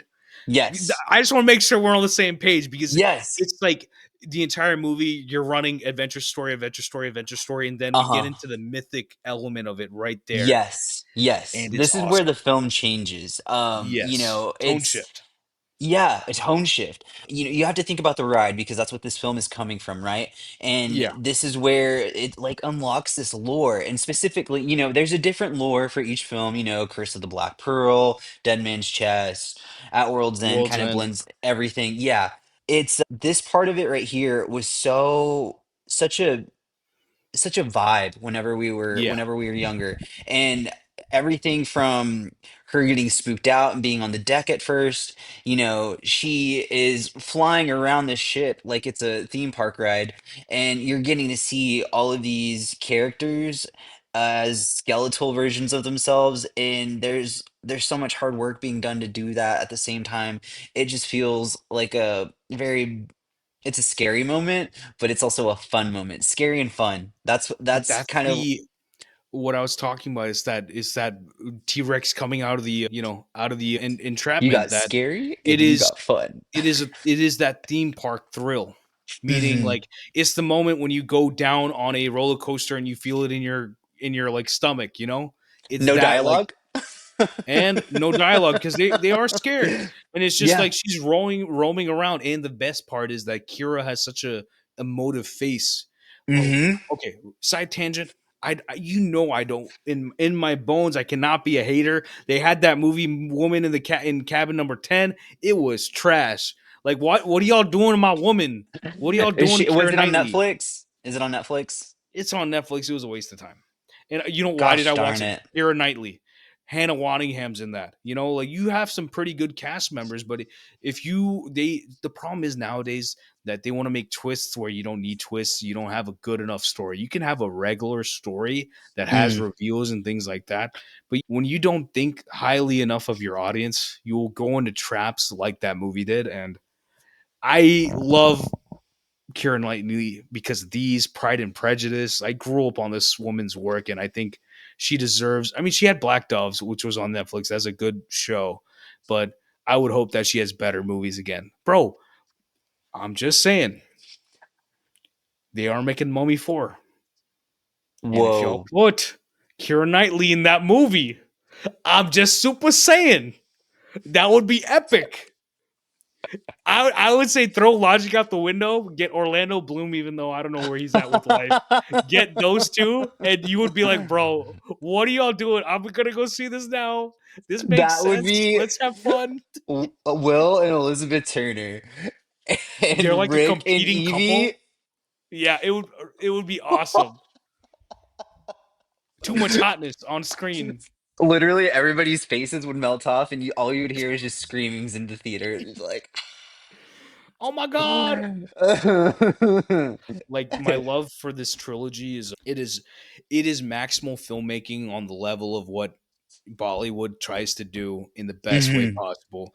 And like people they're when it gets to World's End, they're like, oh, this isn't a good movie. You're trying to logic. I think people are trying to logic it too hard. Yeah, I and yeah. I don't watch, like, when I get into rewatches, I'm not sitting there just with my brain off. I'm studying the movie. And I'm sitting there watching The World's End twice, like I told you, and I'm like, I'm really trying to find a problem with this movie, and I can't. Because you know what the first thing is? We're talking about music. The Mhm. opening, there's a little kid who's singing at the beginning of World's Oh End, yeah. and then like they hang the Um, people. yeah. Like, oh my god, the opening of the movie, it sets the tone Yeah. right away. You, Yeah, they I kill a love it. kid. I Yeah. love it. I thought it Yeah. was fire. I was like, I what do y'all not enjoy like at about World's this? End. I enjoy at World's End a lot. I mean, you get to hear the Dead Man's Chest score. You get all the original cast returning back for this film. I mean, it's just a good It's end to the what a trilogy. it's what a good Avengers movie should be in a sense. Yeah, Where because it it doesn't feel like it's like this, gratuitous, like, these are all the people that were in the film that you liked the first exactly. time. It's like, Exactly. these are all the people that you cared about. Like, And I they just, and in this, how do they come together? It's in pretty much kind of the same way. We're having hmm this meeting of all these people, and we know all the factions, and it's kind of hilarious what's going on. And That's then like, actually oh, honestly Jack solid Sparrow's writing. dad shows up, and like, bro, wait, Yes. what? Like, holy crap! Like, that there's something so much. There's so That much fun. trilogy is kind of untouchable. It's touchable. It I'll is? I'll go touch it. I'll go touch the butt, as he says, as Nemo says.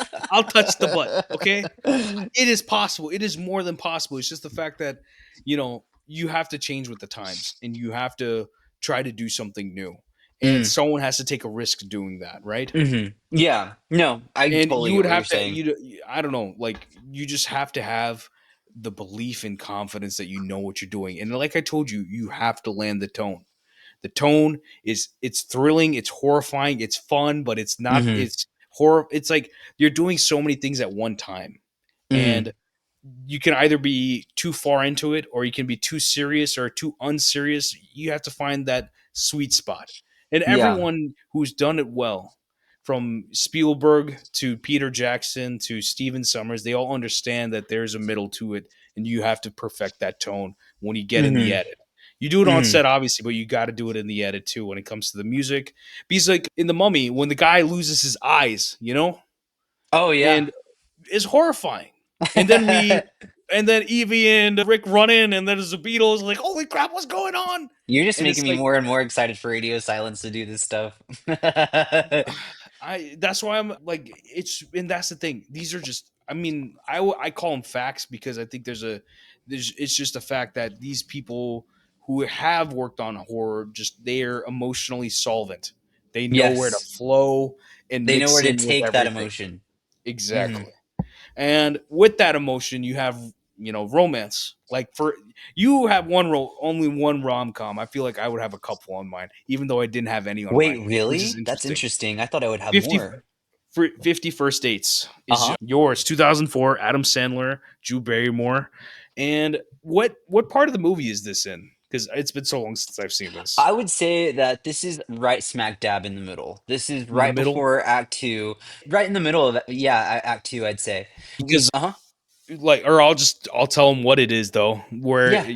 Lucy, the main character, Drew Barrymore, she has amnesia, and she keeps reliving the same day, and Adam Sandler's character makes a video for her, kind of catching her up and like telling her what's going on with life and everything in between, essentially, that that he loves her, and that she had an accident, and random things going on in the world. But it's like, it's very cute. I love it. But what is it for you? For me, see, this is probably like why I don't have like more than one rom-com because as you're explaining it, I do feel like a sense of pull towards that emotion. I don't know. No, I do know, but I'm trying to get to that vulnerable space. I talking a rom-com with you for the first time is a little intimidating just personally. But no, in the in the sense of that, like I want to be sure that I'm communicating what I want to say about it well. But this is the first film where I got a huge lump in my neck, in my throat, a Yeah, huge a huge gap between like a laugh and an emotion of like yeah, wow. yeah, And the best way I can explain that is we were just talking about it the other day was like with the Nutty Professor. I mean, another comedy, Eddie Murphy, kind of pulling some emotion into the film whenever his character gets made fun of for his appearance. This is something that's happening to her. It happened to her before she met him. She had a severe brain injury. And this guy who is, the film starts with him being like a playboy. He's hooking up with every girl that comes to the island, and something that he sees in Lucy changes him. He kind of is himself more. He makes fun of himself. He gets to poke fun at her. She gets to poke fun at him.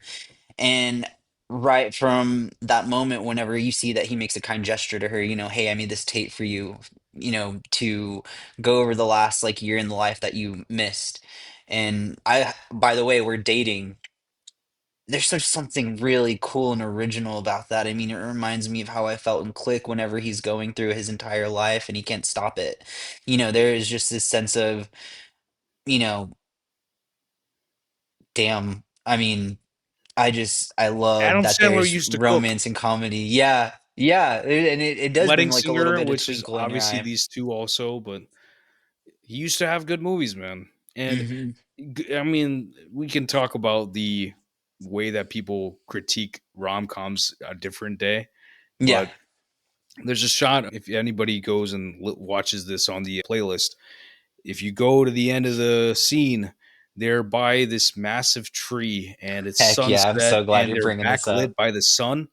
And it used to be that you could watch a romance movie, a rom com, and you will Hmm. see some of the best shots you've seen in your life, the most romantic visuals. Which I mean, we had Materialists this year. I shouldn't be complaining, but just in general, we used to cook about these movies, and that shot, I was like, and I was like, it took my breath away. I was like, wow, that's a shot right there. It's so He's just like dark. Or not, it it's not captured. dark. The It's backlit. It's like it's just the shot yes. is like orange in the greatest way Yes. possible. And I was like, Hmm. wait, are they in Africa? It felt like I was like, wait, are you on Africa? Like this feels like the Lion King in a good way. I It was like, does. wow. The score But helps too. It's like all it do do do captures do that do do. that high of like them being in love in a visual way. We don't really need to hear what they're saying, but Visual that conversation.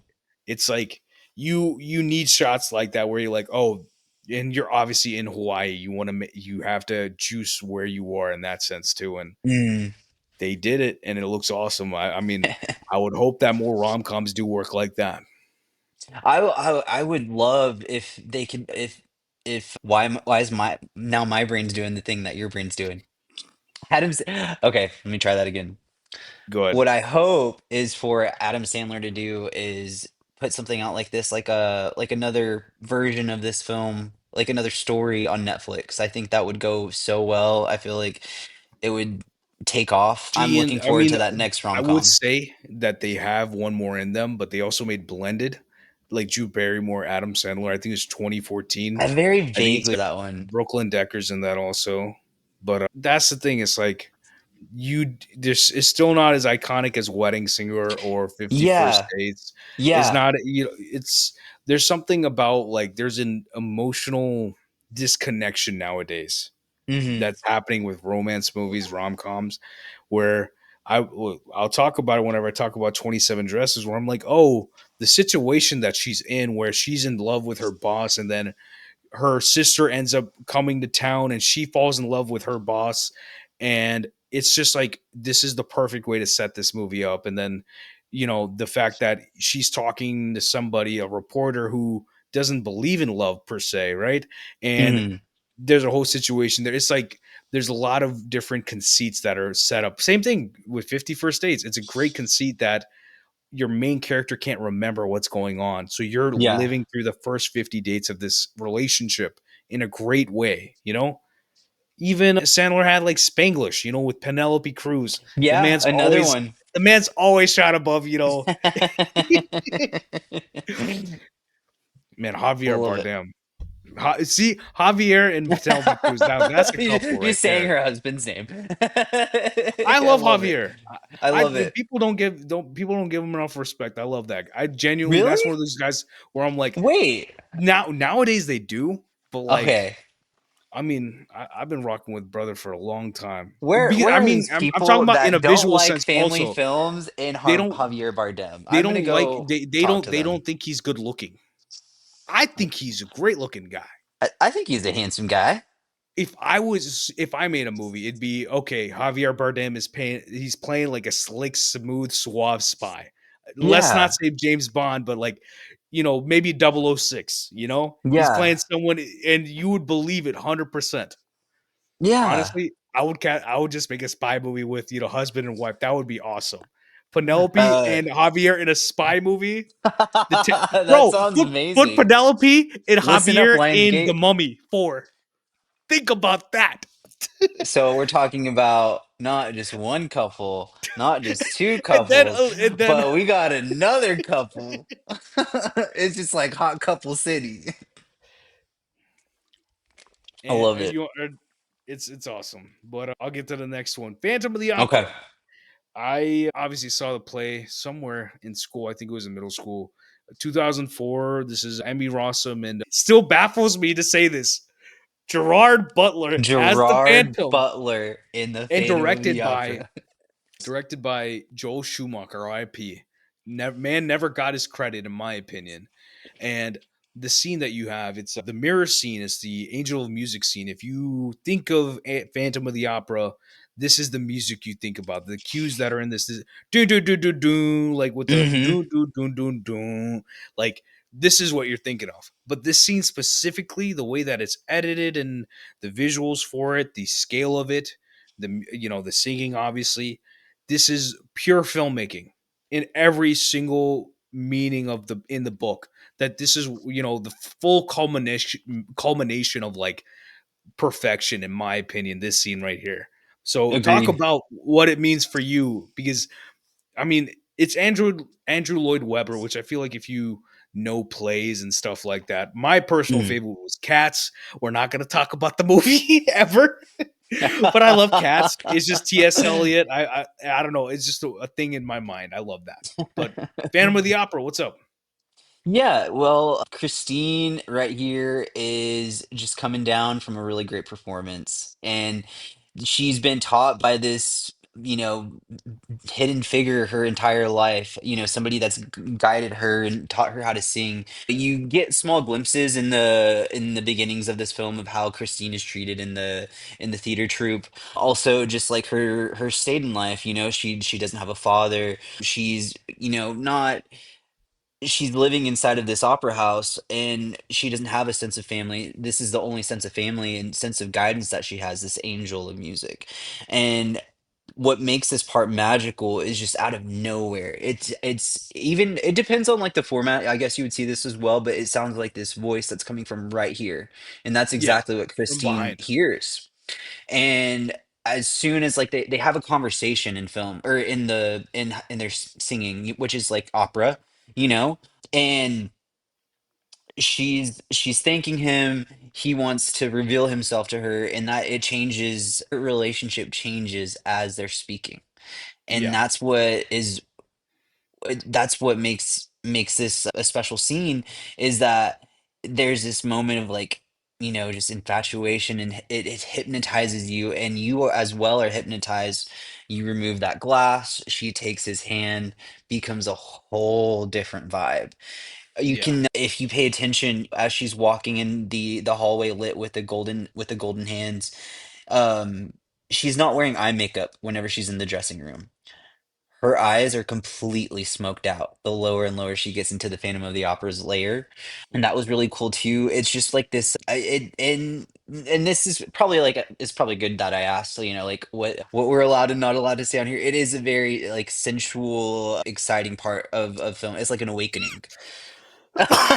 yes. I'm coughing because I got a little something in my. I'm not coughing because of that. No, Mhm. of course you can say that, but like Yeah, it's an awakening for it's her. definitely like a shifting moment within the movie. It reminds me of a movie, like, so I saw the movie I'm talking about, 2005, V for Mhm, Vendetta, and the same way that you know that they have like a relationship in that movie, meaning mhm. it's not maybe romantic in a sense, but it's the same sort of relationship in my head, that at a point. she goes from kidnappee to disciple in a way, like in V for Vendetta, Uh-huh. and I definitely drew comparisons between the two at some point in my head. And plus, it Okay. came up pretty like I still remember the first time I saw V for Vendetta. I was at Circuit City. I watched like 40 minutes of the movie standing there. Literally, I was just like, Wait, "Holy really? crap, this is good!" Yeah, yeah. Nice. It's sometimes you see movies like that, and then like, oh, Yeah. I gotta watch the whole thing now. And Oh I yeah. think V for Vendetta is like a very underseen, underrated movie in a sense. Like I think James McTeague did something special with it, and every year, people do. They still put out the messages every day, every year of when at the end of the The movie, 5th of what November? 5th of Yeah. November, which just literally 4 days ago. So definitely Yeah. high in my mind still. But Phantom of the Opera is definitely one of those classics from Weber, and I think Joel Schumacher did a great job with it. It's shot by the guy John Mathiasen, he's in all sorts of things, everything from like Logan to Gladiator, one of our great modern cinematographers. Heck So yeah. I think Joel Schumacher never got his credit in a sense that like he was a gay man who just his style was a one of one in many ways, Mm. and he made everything from Batman and Robin to The Lost Boys to Phantom of the Opera to Runaway. Did he make Runaway Train? I think he's made a lot. I don't know. He made a movie. I don't know why I'm forgetting the name. It's a John Grisham adaptation. Time to Kill. Sam Jackson, Matthew McConaughey. Very intense movie, but he knew what he was doing, and I love his work. So you definitely reminded me of another one where I'm like, the goat is gone, and y'all didn't give him enough credit. Like, there's a lot of like artists where not, of course, everything's not going to hit, right? Because especially if Hmm. you're not writing your own work, it can be Yeah. iffy at times. So Yeah. I mean, I always I watched I've seen his Batman and Robin more than most movies because I had Pocahontas, Mulan, Aladdin, Batman and Robin. I had these movies on VHS, so Yeah. The those same I had stat. a random VeggieTales one too. Like those things, they stick with you. So I had the VeggieTales Titanic. Legitimately, I don't know what that was on, but they had the Titanic. I've seen more of the Titanic in VeggieTales format than the actual Titanic, That's which actually is the one that the commentary podcast did. We did not do the James Cameron directed film. We did the we didn't do the one with VeggieTales. My Heart Will Go On. Yeah, No we didn't Celine do that Dion for one y'all. with Kate Winslet and Leonardo DiCaprio. We did the VeggieTales ones, guys. Sorry. And this scene, we're getting into the 2000s a bit more, obviously. Hmm. 2005. We talked about this one today, Yeah, technically, or not technically. today. Like we're in a rift of time right now. Yeah. King Kong 2005. Vortex. There's a scene about the middle of the movie, or at least the middle of the part that's in the island where we have Ann Darrow played by Naomi Watts, and she's with Kong, and she like he's in a grunge mood, putting on a face, and I with her love that vaudeville, explanation. she's trying to like because that's what he was doing. He's brooding. Oh He's yeah. doing the Oh yeah. Batman. And she's trying to juggle to make him feel better, and she's doing all this vaudeville, which I frankly am still impressed at of what Naomi Watts was doing in that. And he gives a devastatingly beautiful performance as Kong in this scene. I thought personally, we didn't talk about this. I thought it was a bit of melancholy on his face, but talk about this scene. Yeah, whenever this is going on, it feels earned. They just both experienced the craziest three T-Rex battle fight, literally killing dinosaurs while falling from cliffs. He is making the statement that he is going to protect her, by fighting off these dinosaurs. And everything that he's done as far, it's and it's not a coincidence that these two are still together here. They're choosing to be here in this moment, Yeah, both of them. He could very well get up and leave, and that explains like the kind of melancholy. And she could very well try to run away again, and he'll just like go get her again. They're kind of just stuck.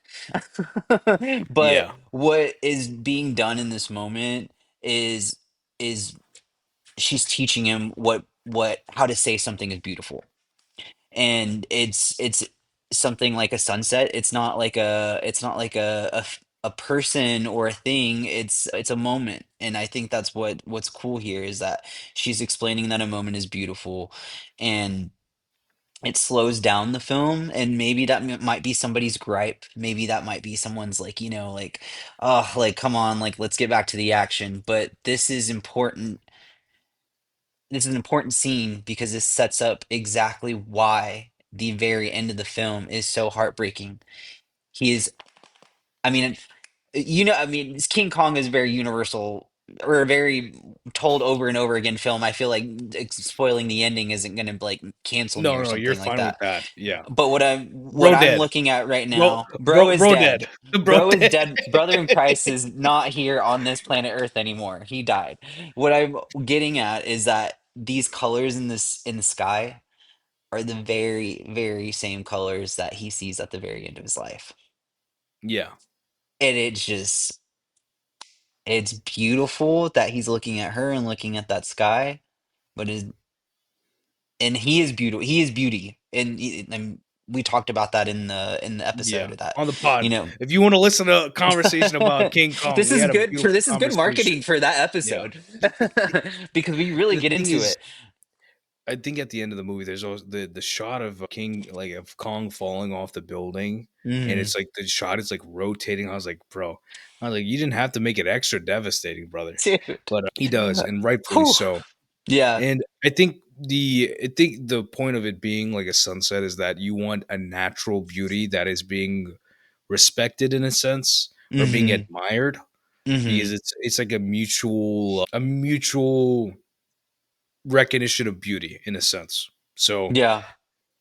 I mean, like I told you, it's such a it reminds me of certain movies. It reminds me of like Okja from Bong Joon Ho, like your ETs, where it's like it's not you they can call it Beauty and the Beast, but it's not Beast. There's something about nature and in intimacy with that, you know? Yeah.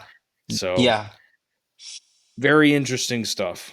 And we had a great time talking about it. Go listen to it if you like King Kong. I mean, people, you do whatever you want. We just hear yapping about movies we love to. We do what we Mhm. want to. And there's someone who couldn't do what he wanted, and that's Jake Gyllenhaal's character in this next movie, 2005 Brokeback Mountain. The man was just asking his partner that I knew how to quit you. And this is Ang Lee, shot by Rodrigo Prieto. This is something where I have a lot of complaints about queer cinema in recent years, where like Power of the Dog specifically, where I'm like, y'all could not thread the needle the way that they did on Brokeback Mountain. Like, yet again, another movie where I'm like, growing up in the 2000s, they're like, oh yeah, that's that gay movie. And I Yeah. hope y'all heard the way I said that because it's in a Yeah. negative intonation. And then you Mhm. watch the movie, you're like, wow, what a movie. What a Mhm. devastating movie. And I definitely watched this after Heath had passed, after The Dark Knight, and I was Mhm. just blown away In by a the state of fact, remembering him. yeah, in a sense that like I hadn't seen a lot of his work, and I just we I started just always watching like all of how it. how people's first watch went with it, which is why I Yeah. asked. Yeah. And for this, obviously, I knew about the movie, but I didn't know what it was about fundamentally. And it very mature movie that definitely, where it's like I knew Ang Lee is the guy who made A Life of Pi and The Hulk, you know, Mhm. and like a couple other movies. That Wedding Banquet, one of his first movies, but Mhm. this is definitely probably my favorite movie from him, besides The Life of Pi, in my head, if I remember correctly, because Aang knows emotion, and this is Aang is you wouldn't expect this to come from him in a sense, but that's the thing. Like, it doesn't matter where you're from and what you like tell, like what your story's about, as long as Mhm. you understand human beings, which Aang does beautifully. He makes a movie like this, and this is like one of those iconic scenes of like I said, a tragic love story. So right, because I what do you feel about this? I feel the same exact way. My tie to this film is that my mom's friend kind of gifted this under the table to me for Christmas one year. Yeah. And Do you want to tell people or keep going? You get what Yeah, I mean? of course. Yeah. And thank you so much for kind of reminding me of like the format that I'm at before having this conversation. I appreciate it a lot. I feel safe, I guess is what I'm trying to say. I I got this for Christmas from one of my mom's friends one year, and I remember just watching it and knowing exactly why it was given to me. This part of cinema for me is what feel like I'm what made me go back even further and further to get more like when what made me emotional moments. Yeah, Um being somebody that lives in a conservative part of the US that has experienced very real situations that are like this every single day, you know, just seeing those eyes and people who, you know, are really badly wanting to be themselves but can't over and over again just makes the depth of this film even more real. And I guess for me, growing up and seeing that and knowing that it's a universal thing that somebody else could be going through this very well, same thing as well. And it doesn't have to be a queer couple. It can be somebody who's, you know, from people from different worlds. Say, for example, someone from a different religious background or, you know, good example. A movie we talked about, Three Idiots, which we will watch at some point, mm, where they're just because of society and the norms of their families, or you know, the poverty of their family, or whatever it may be, that these kids feel the need to go to engineering school, and neither one of them ends up being an engineer. You know, one of them becomes a writer, one of them becomes a photographer, and mhm, I don't want to get emotional talking about that, but it's something where it's like, like I believe in reincarnation, but life is also in the same sense. Life is also too short in the sense that you don't have enough time to waste time, and you should live to be the person you are. And the fact that if you think, or if other people think that, you know, your existence is void of validity, mm, that's on them. yeah, Because the 100%. fact is that you're not really, I understand if you're hurting somebody or something like that, but that's not the case.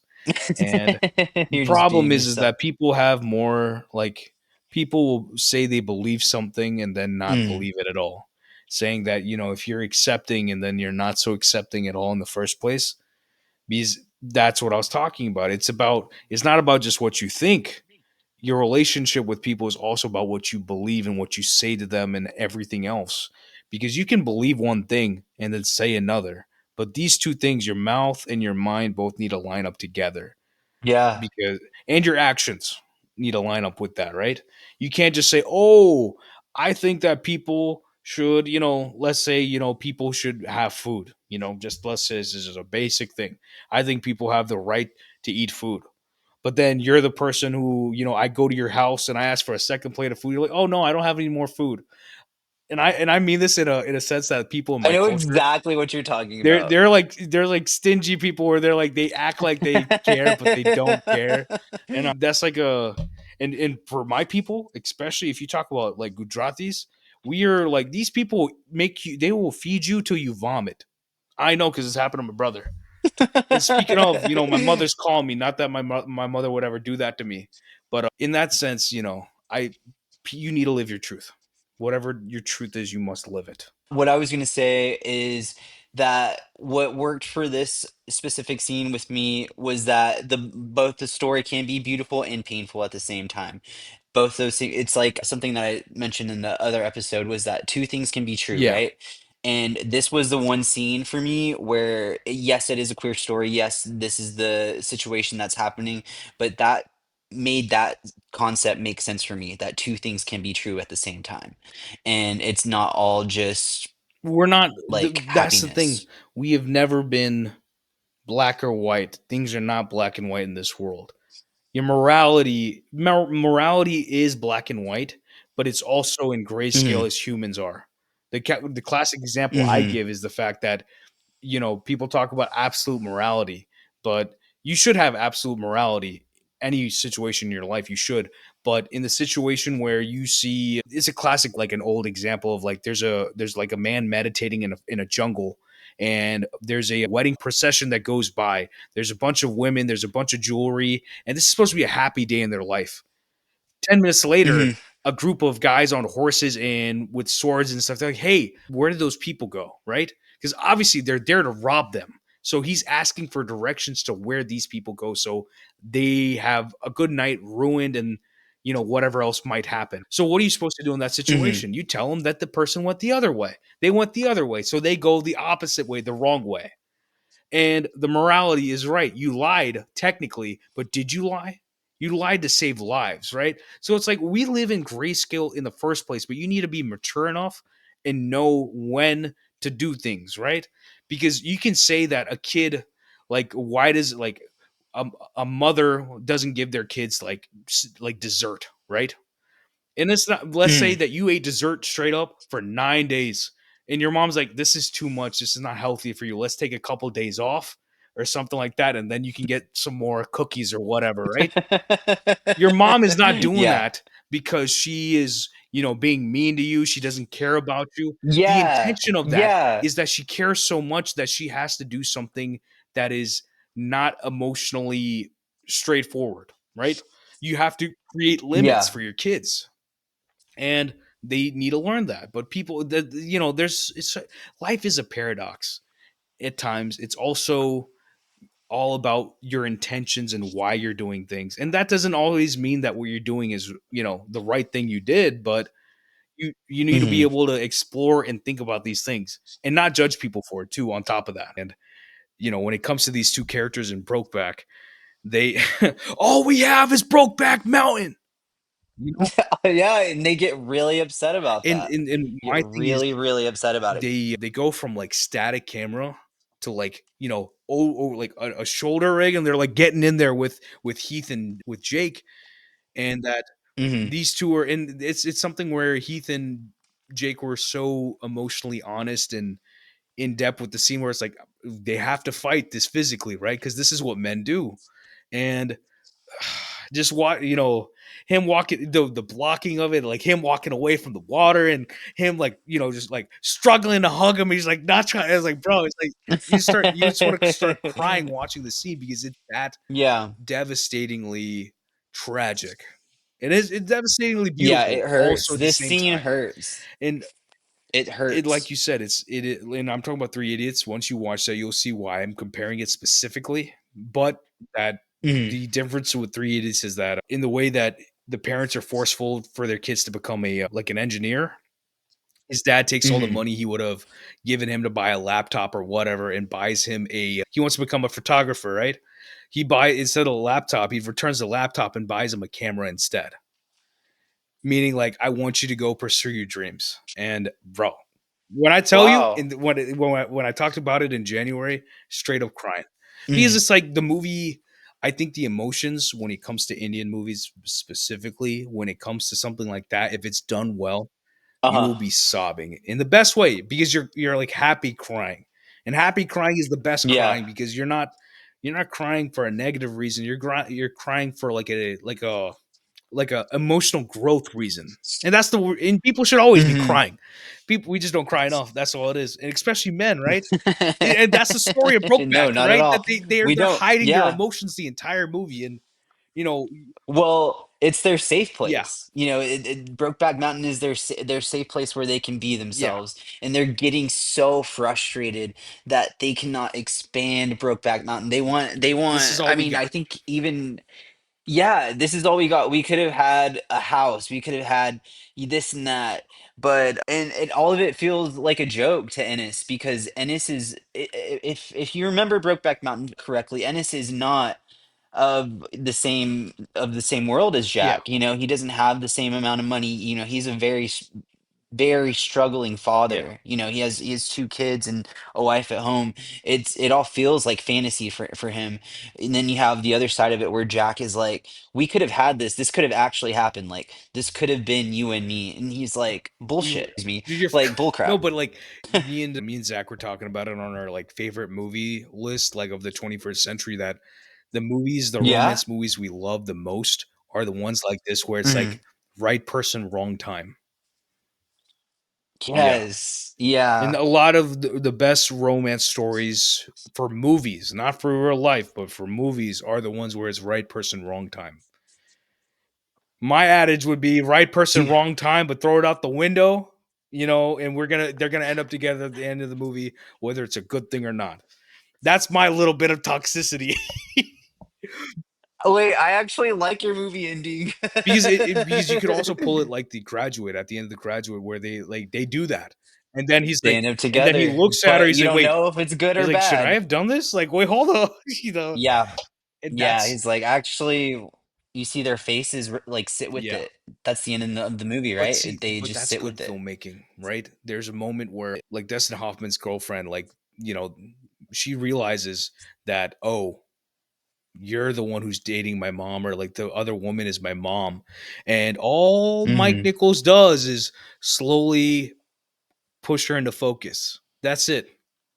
And then, because it's the emotion of the focus, is her mind focusing to this fact. Yeah. And it's like, wait, Yeah. hold on. It's like, oh, that's a simple thing to do. And that's what the filmmakers do. But like, not that Mike Nichols ever made a horror movie, but like, the great filmmakers, they understand that even the camera, the way it's placed, how it's placed, the movements that you're using can create an emotion. So, and that's the thing. I Yeah. mean, I think Rodrigo's work, it's really good in Brokeback.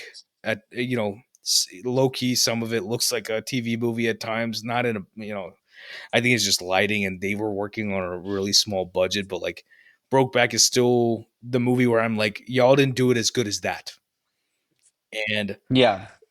like I told you, Power of the Dog, Power of the Twink, whatever. Like, I really did not appreciate. I appreciate the visual aspect, the acting, but like the story itself. Are you kidding me? Come on, that's all. I mean, I think the most recent one that I've seen that really caught me kind of like this one was All of Us Strangers. in Definitely. denial. Not gonna watch it. I have it. Not gonna watch it. I don't need that level of pain in my life. I know exactly Yeah. what movie you're gonna say. Because I mean, I'm on the up and up with these romance movies. But that one, I'm just like, I know the premise. I love both of those actors, but I'm like, I cannot deal with that. I could barely deal. I rewatched In the Mood for Love. I'm gonna ask our friend group. I'm gonna text our friend group and be like, "Hey, who would watch All of Us Strangers with me?" I'd You be know who it's like, gonna be. "Not Van is me." gonna be first in line to watch it because he loves pain. And I'm like, I'm not a masochist in that sense. I don't. You know what I would watch instead? I would Huh. rewatch the 2006 movie Stick It instead. If y'all haven't seen Stick It, I was just Okay. Okay. it's directed by a woman. I think it's the only. I think it is the only movie on this list directed by a woman, Jessica Bendinger. It's the only movie she's made, sadly, in a big fashion. Really? Yeah, because I think this is a veritable sports movie, in my opinion. And I'll Mm. talk about my bit on it. I've seen this movie multiple times on TV growing up. I love this movie. Missy, Uh-huh. who's in FBI now, which I'll never watch. I have such an amount of respect for her. I was like, wait, is that Kristen Stewart? This is before Twilight. I'm like, is that Kristen Stewart? I didn't know. Hmm. And then I'm like, oh, these are two different women. And then I was like, I love her in this movie. I love the message of this movie. Jeff Bridges is the coach. Jeff Bridges is in But it's this. like, Yeah. the fact is that, this scene, the bra revolution in this moment in the movie, they essentially have solidarity within competition. That Hmm. when it comes to gymnastics and this sort of performance, it is performance, and it's also a sport at the same time, that they will dock someone for something like that. And it's like, in this Yeah. specific moment, only a woman could write this, is in the sense that you're telling me that that women have to hide what they are and who they are, even in this sense, that like they show a bra strap and you're gonna disqualify, or dock her points, or whatever it may be. And it was in what they do is, I think it's beautiful. I think it's something we need more of. And the last thing I will say, Kristen Stewart just made her movie Chronology of Water, and she was talking about it. She's like, y'all want to make a big rah rah about like there being like so many women directors and this and that. She's like, the numbers literally say that it's like 10% or less for women filmmakers, and y'all cannot be acting like this is, that we've made it or something. That's not the situation. So, like Christian standing on business, I think this movie stands on business in a time where standing on Yes. business was not the norm. And Mm-hmm. I just have a mountain of respect that the fact that this movie exists at that time, and I hope that we could get more movies like this, because Mm-hmm. we need we need people of color, people of different backgrounds making stories, telling stories, because Like frankly, my this. opinion on it is that the reason why people of of the Caucasian sort do not understand this for some reason is that they say that filmmaking is bad and there's no good movies out today. My favorite movies that come out are usually a person of color who's created some sort of perspective that we don't have out in the ether. Celine Song, Mm-hmm. Hikari with the Rental Family, two of my favorite movies this year. Sing Sing last year, even though Clint and those guys are they're Caucasian, but the story of of Sing Sing in that prison and those men, Coleman Domingo, like such a permeating Yeah. human story. We need stories A lot like of that. culture in that But film. it's like, see, that's the thing. Mm-hmm. It's culture, but it's also not like, oh, this is just because we're people of color that this happens. These are stories of people of color, but it's like, it's not about their race. It's about, or their ethnic group. It's fundamentally just human stories being told. So, I mean, that's like the ultimate Yes. level of representation. We don't call it diversity, we call it representation, because the fact is that we need to reflect what is out in the world, right?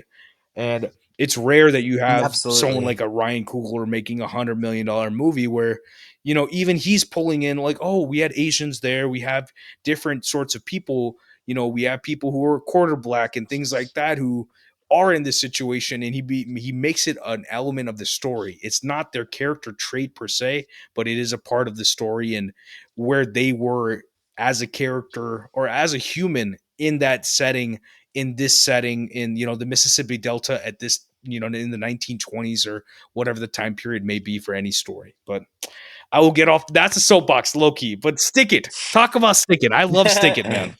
Talk about stick it. And what a great Yeah, name. I mean, it's just like, yes, it goes without saying, but I'll say it anyways, that this soundtrack was like, I used to Yeah, run this all the time. It used to remind me of the film. It's just it was one of those that we caught on TV, right? yeah. And it's something like as small as this little protest at the very end of the film that brings the entire thing together. You spend this entire film learning about this young girl who at first it seems like a little rough around the edges. You're like, oh, I mean, she's like just a criminal kid. She even gets called that in the Yeah. film. She gets treated differently because she's made this mistake. And it's in the sport where perfection is what wins the gold. And that's a very translatable part of a lot of parts in life Do right you now. know There's a lot. Jessica Bendinger? She actually, the reason why, just off of IMDb, the reason why the movie got made, Uh-huh. or she was able to make the movie, is because she wrote Bring It On. So, and think Yeah, about that, Bring It she On, and then this. There's something she's saying something with both movies, in my opinion. Yeah, I would say so. I would say that there is like with Bring It On, it was originality, being honest, being truthful of, being able to call yourself out, And being able to be like, "Hey, this having this an part of me inside me is not." insane cast of women. Mhm. There's and Yes. it, I shouldn't say this, but it's like Peyton Reed is the guy who You know the directed people that who movie. like the Missy No, no, do and what? like a Peyton Reed, they had a man direct, Bring It On, and I'm like, if Mhm. Justine, if Bendinger, or am I did I just butcher her name? But Bendinger, if she made the movie herself instead, I would have preferred that rather than Peyton Reed directing that movie. Yes, That would have been a pretty cool Bring It On film to see. Both, I mean, Bring It On does have one element of it that doesn't age well. I know what you're talking about. And Yeah, mhm, just that tiny part of it doesn't age well. I mean, I would love to have seen that film, like you said, from her. because Now nowadays, that I if think like about it. let's say that movie's being made, then she's directing that movie. You have someone like Mhm. Kelly Fremont Craig, who I love her work. She made Edge of 17 with Haley Lou Richardson, Woody Harrelson, mainly Haley Steinfeld. She made Are You Yeah. There, God? It's Me, Margaret. Rachel, why am I forgetting it? Rachel McAdams. She plays the mother in that, and beautiful performance. That it's not a movie. It's just sad that the Oscars can't even recognize a beautiful story like that. And have you seen Are You There, Yeah. God? It's Me, Margaret. It's It's on my watch. it's Rachel, and then it's the young daughter, the actual like It's a titular coming of age character. film, Yeah, right? she's the Ant Man's daughter in the Ant Man movies, the first two before they recast her for no reason. Yeah, no, I'm gonna be salty about that, because Yeah. y'all went with Catherine Winnick, who I do like her, but my point is that y'all should have kept with the actual actor, and y'all would rather cast quote unquote a movie star than have the actor who has been doing the work for you all these years. And I could Yeah, it never, was it was a betrayal to the character. because It like was a she has betrayal such to a the heart to character to her, and recast. when you watch Are You There, God? It's Me, Hmm. Margaret, you see the heart of her performance and this vulnerability that she gives as this nervous wreck of a teenager. One of my favorite movies is Hmm. I was talking about it, Eighth Grade by Bo Burnham, and he's like, I was feeling so much anxiety that I wrote this movie, and the this this man's anxiety is only comparable to an eighth grade girl and what she's dealing with. And there's something that I don't know if you've seen Eighth Grade. That movie is beautifully devastating. Also, it's one of my favorite movies of the last 25 years. Also, so I have to add it to my I watch love list. movies about women. We don't have enough of them, and they definitely don't have enough of them that are directed by women either. So I would always hope that we have more, because that will get me to watch a movie more than any other movie. You say K-pop Demon Hunters, right? I'm like, oh, that's a movie starring women, directed by women. I'm watching that. It doesn't matter to me what it's about. I'm watching it, right? And Chronology it of is Water, taking over the like world. Kristen made this movie. I'm watching the movie. I just want to watch your perspective. Agnes Varda, who is a true one of one visionary, and which everyone can agree on. She was doing it a long time before everybody else. And have you if you haven't seen her movies, Agnes Varda, amazing. She has this beautiful If documentary she co-directed about herself. Varda, beautiful doc too. we're adding female directed films to your list, Akash, I want to throw revenge on it. I'm gonna just be You be like, throw hey, revenge Corey, on like there, I'll RJ throw the mean. substance on there if we're gonna do that. Okay, you haven't seen The Substance? No, no, I'm You've seen The no, Substance, no. right? Oh, not on watch list. I'm talking about what do you call it? This list. I've Oh, seen okay. yet again. Why did I watch Revenge? It was a movie directed by a woman. I didn't know who Coralie Fargeau was, and I didn't really even vibe with Revenge that much, but I did with Uh, the Substance. And yeah. is that something I'm like actively gonna watch? No, but I've seen it twice. I saw it at the festival. Margaret and Demi were there. It was awesome. But seeing that with an audience was a blessing. But like that is what that's what the newer filmmaking is gonna be. It's gonna be something where we're kind of taking it further in a perspective we haven't had yet, right? Where it's like how Hmm. Get Out, it's the sunken place. Now it's like for me the next one since then it's the substance, where it's like you have to like you have to be even between the two, right? And Yeah. it's a good analogy for just for life and like excess and control in other ways. And she uses Hmm. a very horrifying analogy of fame and everything else in between about that. And I think that it's awesome work. But anything else about Stick It? And that's the thing. I feel like it's a crime that I don't talk about movies made by women enough. Because Yeah, I can talk this is about it. pointing out something very, very interesting to me. That one of the most bold films on this list is written by a woman. And the fact it is a capital F fact that she has never been able to direct or write another movie again like this. And you know, Ava DuVernay, I'll talk about her to any end. She made Origin, which is a movie about a black woman in her 50s, and no studio wanted to make the movie. She's like, "Nah, we're gonna make it independent. Then $20 million movie.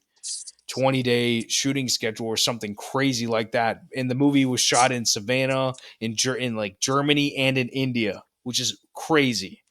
But That is crazy. the What? movie's fantastic. It was Which yeah. you've heard me talk about it. The top 25 favorite movies of the 25th 21st century. Geez, my it's on my list.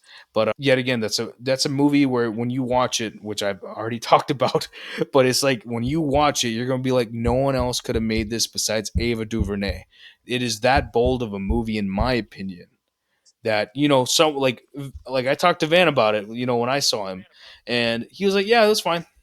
It was good. It was solid." But it's like for me, shifts my atoms, because that's just that's the sort of thing I'm looking for. And when you watch it, I Shifts swear My to God, Adams is I so swear cool. to God, you will cry during that movie.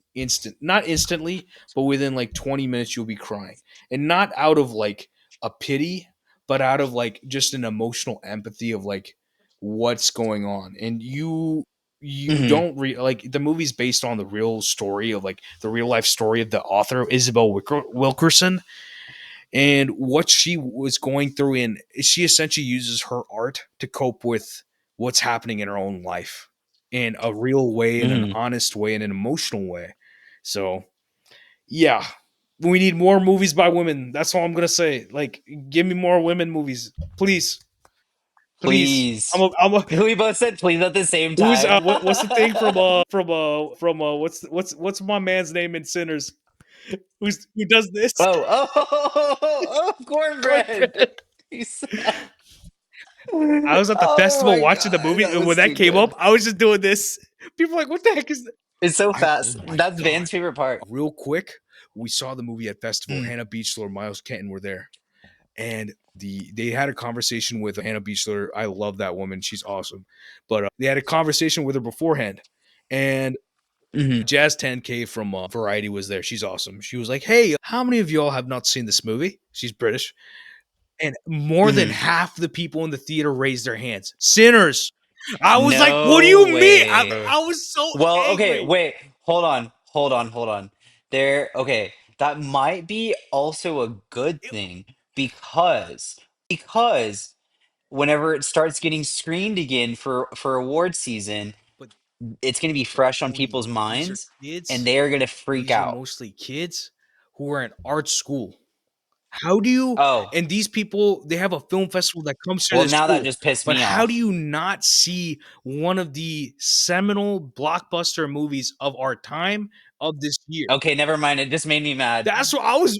I No, feel the literally, same I way was as like, you. I was sitting there, and I was like, But Kosh, did you look at the person next to you no, and you no, it just was. go, I was with a couple buddies because yeah. Oh it blew my my mind. gosh. I was pissed. I was like, how do you have No, I can't and imagine. I mean, it's just like that's reckless. I would take advantage of like that film came out this year. but they didn't see it. And I'm like, how are y'all like y'all? This is like TikTok generation, and y'all didn't see this movie, you know?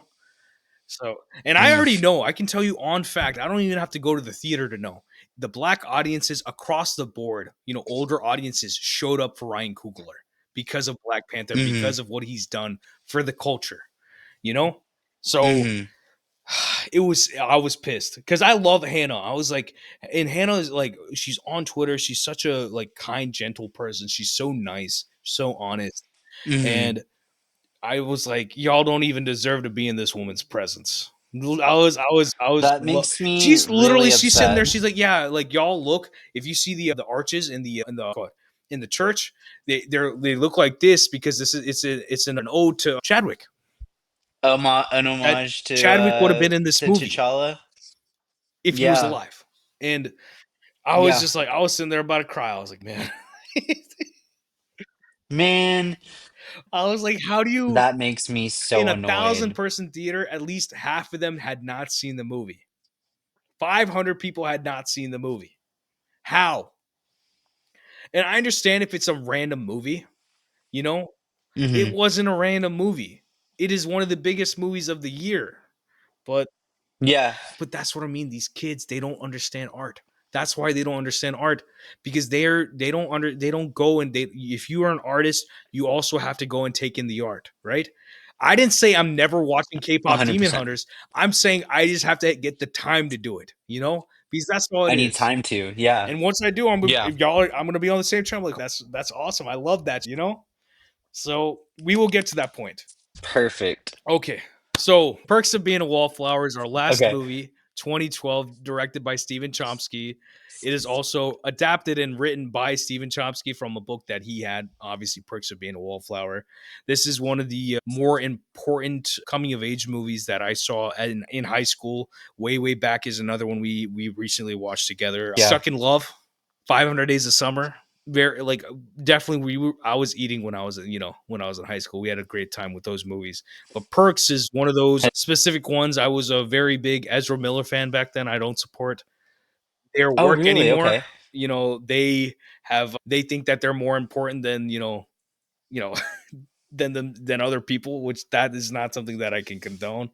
But we're not here to talk about them. We're here to talk about Logan Lerman and the anxiety attack that Logan's character has. And I'll let you kind That's of depicted I'll here. let you kind of talk about what the scene is instead of me setting it up Hmm. and what happens and Yeah. what you feel I about it. appreciate that. So here we have Charlie's anxiety attack. This is the part of the film where you're starting to see different edits go. Charlie's emotions pool and flood over what's going on, what happened to him, in his life. Um, he calls his sister and he sounds different. He just got off this really really great high. He just found all these great friends. He's writing, he's doing well in school, he's being the badass at school. He kind of blacked out and had this altercation with all these guys at one time because they were messing with Ezra Miller's character. But what's happening here is Charlie's anxiety attack is leading to a decision, and we don't see that decision on screen. It's only depicted by visuals. So he gets off the phone with his sister, and he's walking around disoriented in his home, and then you see the knife, and then that is a moment where everything just makes sense. I Like mean, she does you know say that like, exactly oh, what's like going. call the cops, like send him to my house right away. So Hmm. we know what's Yeah. going on. That he's emotionally unstable at the current moment, and he's in a Hmm. downward spiral that obviously his sister recognizes and needs to figure out. Even Hmm. though, I mean, I'm not going to get into the facets of like why aren't you rushing there, but yeah. Yeah, but even for like the viewer that does like kind of need like every single thing like explained to them, like I'm thinking about the person that like, oh my God, why is he doing that? Why is he walking around like he's drunk? Like why does it look like he's, there's different types of viewers, but it's what happens after that like kind of makes everything before for me just matter, I guess. What I don't know what I'm trying to say here.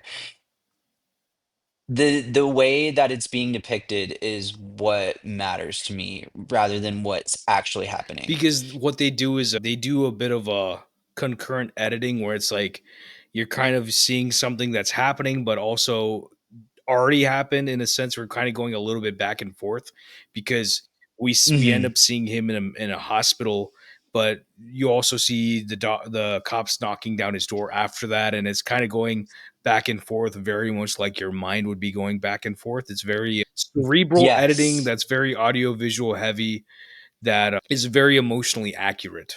Put it that way.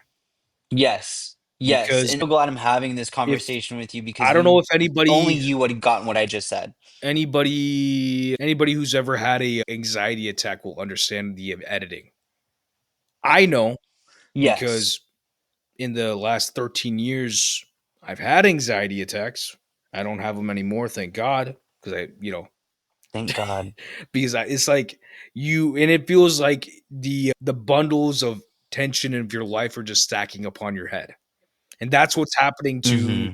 Charlie, to Logan's To character. Charlie. And it's like Yeah. your mind, it's like instead of your mind running at like the regular 5 miles per hour, it's running at 150,000 miles.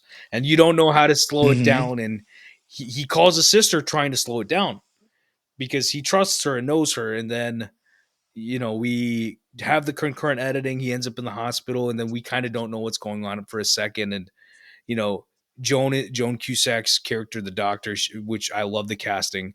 Yeah, what a great actor to cast for that role of the understanding, Doctor, yeah.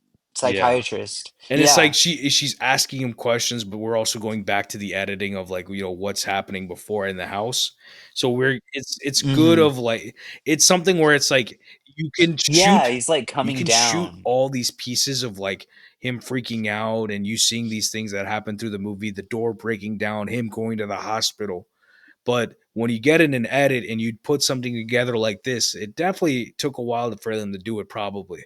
But what came out of it is Yeah. very special because you're Yeah. ultimately trying to cultivate an emotion with your audience. It is a mood piece of like whatever 2 minutes, 3 minutes, and they do land the plane with that. And then obviously there's the back end of what happens to Charlie's character of being in the hospital. There's a bit of narration that happens afterwards. Hmm. But Yeah. I took the words out of my mouth, man. Like the same thought as well. I mean, that's exactly what I gather from it as well. It's the editing that makes this here. And I'm sure for that author, him seeing just that part of the film felt really cool that he wrote something that means a lot to a lot of people. This came out in 2012. I feel like a lot of people gravitated to yeah, it, and part of it came from it being a book before. I mean, it was just like, I mean, it's just like Twilight, but the thing is, it was a like, book when before. you adapt a movie, when you adapt a book, you adapt any Hmm. story. Like I was talking about Steve Jobs with you recently, like today, when Hmm. we talk about Kong, that Steve Jobs is a Yeah. story where Aaron Sorkin created the conceit that after, like, before three different periods of Steve Jobs' life, that 5 people or 6 people come and visit him before these 3 product launches through his life. And it's the Hmm. relationship with his ex-wife, his daughter, his Steve Wozniak, different people in his life that he was close to, right? And Hmm. the fact is that what they do with that and in between that, what Danny Boyle does is he creates a visual story that cultivates what you're feeling for each part of the movie. They literally went from shooting on Mm. 16 to 35 millimeter to digital through the movie as you're catching up with the time. It's is small of a detail like that.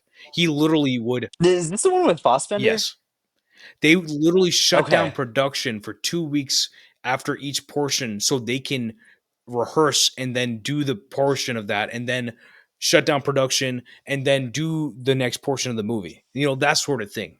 But ultimately, You're making me want to no, watch it's this. great. But ultimately what happens is the editing, the visual, like there's one scene where there's an argument that occurs in the middle of the movie, and it is some of the best editing I've seen in my life because it is a tense conversation that's happening in the present, but it's also going into flashbacks and explaining what the situation was from both sides of the 2 people arguing, which is Steve Jobs and another character, Mhm. like a mentor character in his life.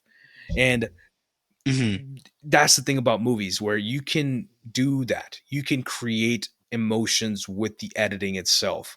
And if you can adapt something and then the adaptation, a straight adaptation does not work. You need to be aware that Mhm. talk about Gillian Flynn, who, she wrote the script for Widows. She wrote the script for Gone Girl. She has other shows that have been adapted from her work. And Gillian is a great talented writer for the books and for the screen because she understands that you need to take liberties in adapting this into a movie. And Frankenstein is not Mary Shelley's Frankenstein, word for word. And 20 years ago if Del Toro made the movie, it would have been. But he grew as a Yeah. human being and he's like this is going to be this is going to be this is going to be this, and he captures the soul of what Mary was going for, but ultimately what he is going through with his life, period, his entire life. So Mhm. I'm always interested in how people edit their things together. and Transcribe. and it's like Yeah. you can't just have one way of doing things. Sometimes you just got to throw it at the wall and see what sticks. And this feels like they took a risk, and it's a very important risk to show what Charlie's feeling when it Paul Rudd's comes in to this. like an anxiety attack. Because there's definitely they Mm. probably did different passes of edits of this moment of like, is this too fast? Are they going to understand what's going on? Because it's such a specific Yeah. thing to do and an energy to Yeah. capture. And it's a visual thing, it's an audio thing, and there's like different an edit thing. There's you have to keep going back and forth, and where are we going to drop these things, and when are we going to catch up the audience that he's been in this hospital for this long and all that jazz. But Mhm. yeah, Perks of Being a Wallflower, still pretty good movie, man. I don't know. That's another one where I'm like, this is a bit intense. I don't know if I need to rewatch this. Because like I don't know if I like watching the same movies that Tony I mean, does. I like watching the same movies. It's just I don't watch them. I mean, I don't think you watch all of these readily, but I mean, my Like rewatchability is usually reflected upon like in the podcast, where it's like I don't know. I mean, there 90% I of the movies we rewatch quite a bit. Put it that way. I want to I you just kind of inspired a topic inside of me of seeing like what are the films that I rewatch the most We'll talk about it one day because one day. I mean, my like if you talk about my top 10 movies that I put on my like 21st century list, it's 10 movies that Hmm. I've or 8 movies I've rewatched a lot of, and then 2 that like mean the world to me, which I have still seen at Uh-huh. least 3 times each. But yeah, these are the scenes that made Tony. Those are the scenes that made me, guys. And the You said question you I were was gonna going to ask ask me you a question. is I about Perks of remember Being this. a Wallflower, and that I was Okay. watching this scene and I was like, this is kind of the ending you gave to Blaze, like your script. Uh-huh. And Yeah. even though it's in this movie, I don't think it's your story. You know, I don't know if you read Hmm. my notes, but I think Yeah. the story of your story is more of the upliftment and the change that human beings have the potential of, right? Meaning that no Hmm. matter Yeah, a hundred the percent. bad things that are happening in our life, despite those things being our norm or being a norm in our life at some point, that we escape that in some way, shape, or form, and we actively are becoming better human beings in some way, shape, or form. Yeah, And that is more a compelling complete change. than and one of the movies that we're gonna talk about, or we're gonna watch, that I was telling you about, these Indian movies, is it's a Hmm. gangster who is falling in love with a woman, and the only way he can get married to her is if he's a doctor. So he threatens people to like help him get into medical school, and then when he gets to medical school, he is obviously not going to make it through, but he changes everybody's minds about how you talk to people, how do you care for people. And it's Hmm. like the movie does not work on paper any bit, but the movie itself is impeccably hilarious, heartfelt, and dramatic. It's everything you want in a movie, just like all of your movies today. So, and Yeah. it's musical. There's one song in the movie where they literally have a kid who wants to kill himself over a girl, and the song is about these gangsters coming into this mental ward and getting him out of that feeling of like, why, like, bro, why are you being so down about this? Come on, like, let's have some fun. And but see, that's the thing, like, that's what humans are supposed to be, where it's like life is going to be boring and pessimistic if you want it to be. If y'all want to do that, that's fine. Yeah, That's not my norm. Like, li- I can't afford to live like that.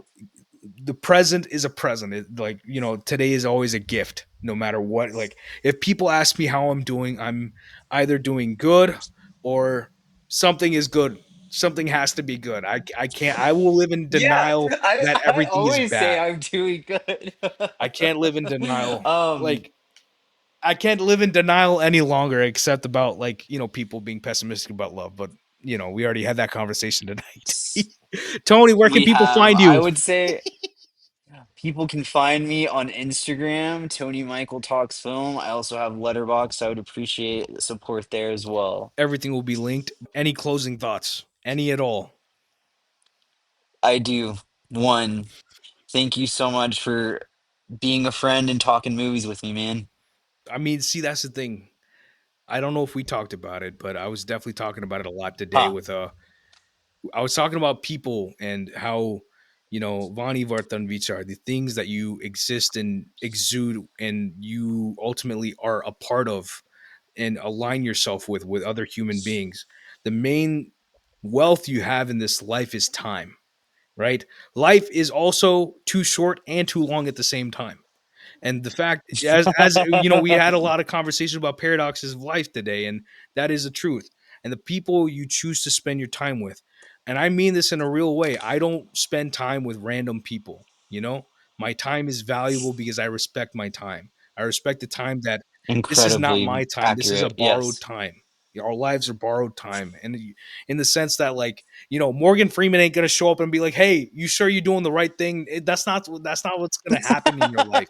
You know, ain't nobody showing up.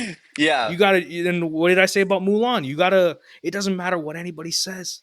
No matter what the situation is, you got to do right by someone. You have to remove yourself from the situation at times. You know. So Yes. yes, I am also grateful for your presence in my life. That's the long-winded answer of saying that. It's just, you know, a lot of That's how I I am a person who never knows how to have an unserious conversation. Meaning that I am either completely unserious or completely serious. Modern, like, just regular no sense conversation, how's the weather, does not work for me, you know? that honestly freaks me out whenever people ask broad questions like that. I'm like, well, actually, the weather could be a little bit more like go into Oh it. no, I've been having weather conversation for like 10 years. I'm a great weather conversation haver just from work, but it's only Yeah, because, like, the people I'm talking to, I've got love for them. That's all it is. Which we should have more love in this world. That's all it is. Alrighty, agreed. that is episode 2 of the scenes that made Tony. We're gonna make a Episode. episode 10 next time. No, I'm joking. We're gonna have 30 more Oh my movies. God. My brain would just be like, Too many movies. what Too are many movies. Too movies? many movies. What's a But movie? see, that's I was talking about rewatchable movies, and my Mm, most of my movies are my favorites are usually my rewatches. Meaning, same thing yet again. I spend my time with these movies the most. Collateral is on my list mm. because I spend so much time every single year. I rewatch that movie. There's something about that movie and the relationship Heck yeah. between, like, apathy and action, that, you know, between these two characters, that comes up. But yeah, we love movies and we love talking about movies. And you just presented 16 great scenes about different moments in history of cinema that affect us. They affect cinema themselves, but it affects us mainly. That's the thing, right? Because no one else can be like, "Oh, Absolutely. Tony, this is the movie you like. This is an Inception." You know, we are I not. know, right? Nobody be like, actually, you made the wrong choice. This movie made you you. And I could definitely. And I mentioned Inception. I'm like, wait, did I'm pretty sure I did put it on my list. It is on my list of, like, scenes, because the Uh-huh. scene where in the at the cafe when everything starts blowing up, I had to Starts I exploding. had to rewind the movie and watch it again, the scene, because I've never seen anything like that before. And I'm like, how is this look real? Yeah. How did y'all do this? And Hmm. and it's rare that I watch a movie the first time and I rewind a scene, but my favorite example to give now is that Steven Spielberg was rewatching one, or not rewatching. He's watching it for the first time, one battle after another. And there's a scene in the middle of the movie where Leo's character has to be on the phone. He has to get a code as to the question of what time is it. And it is one of the funniest scenes of the year. And it was so funny that Spielberg he told the projectionist, like, hey, rewind the reel and play that scene again for me. And if Yeah. there is not a better high, an ego high of Steven Spielberg rewinding your movie to watch a scene again the first time he's watching it, what more is there, Hmm. you know? But we will see y'all at some point. Bye. Peace and love. Peace. Always peace and love. Bye. Bye.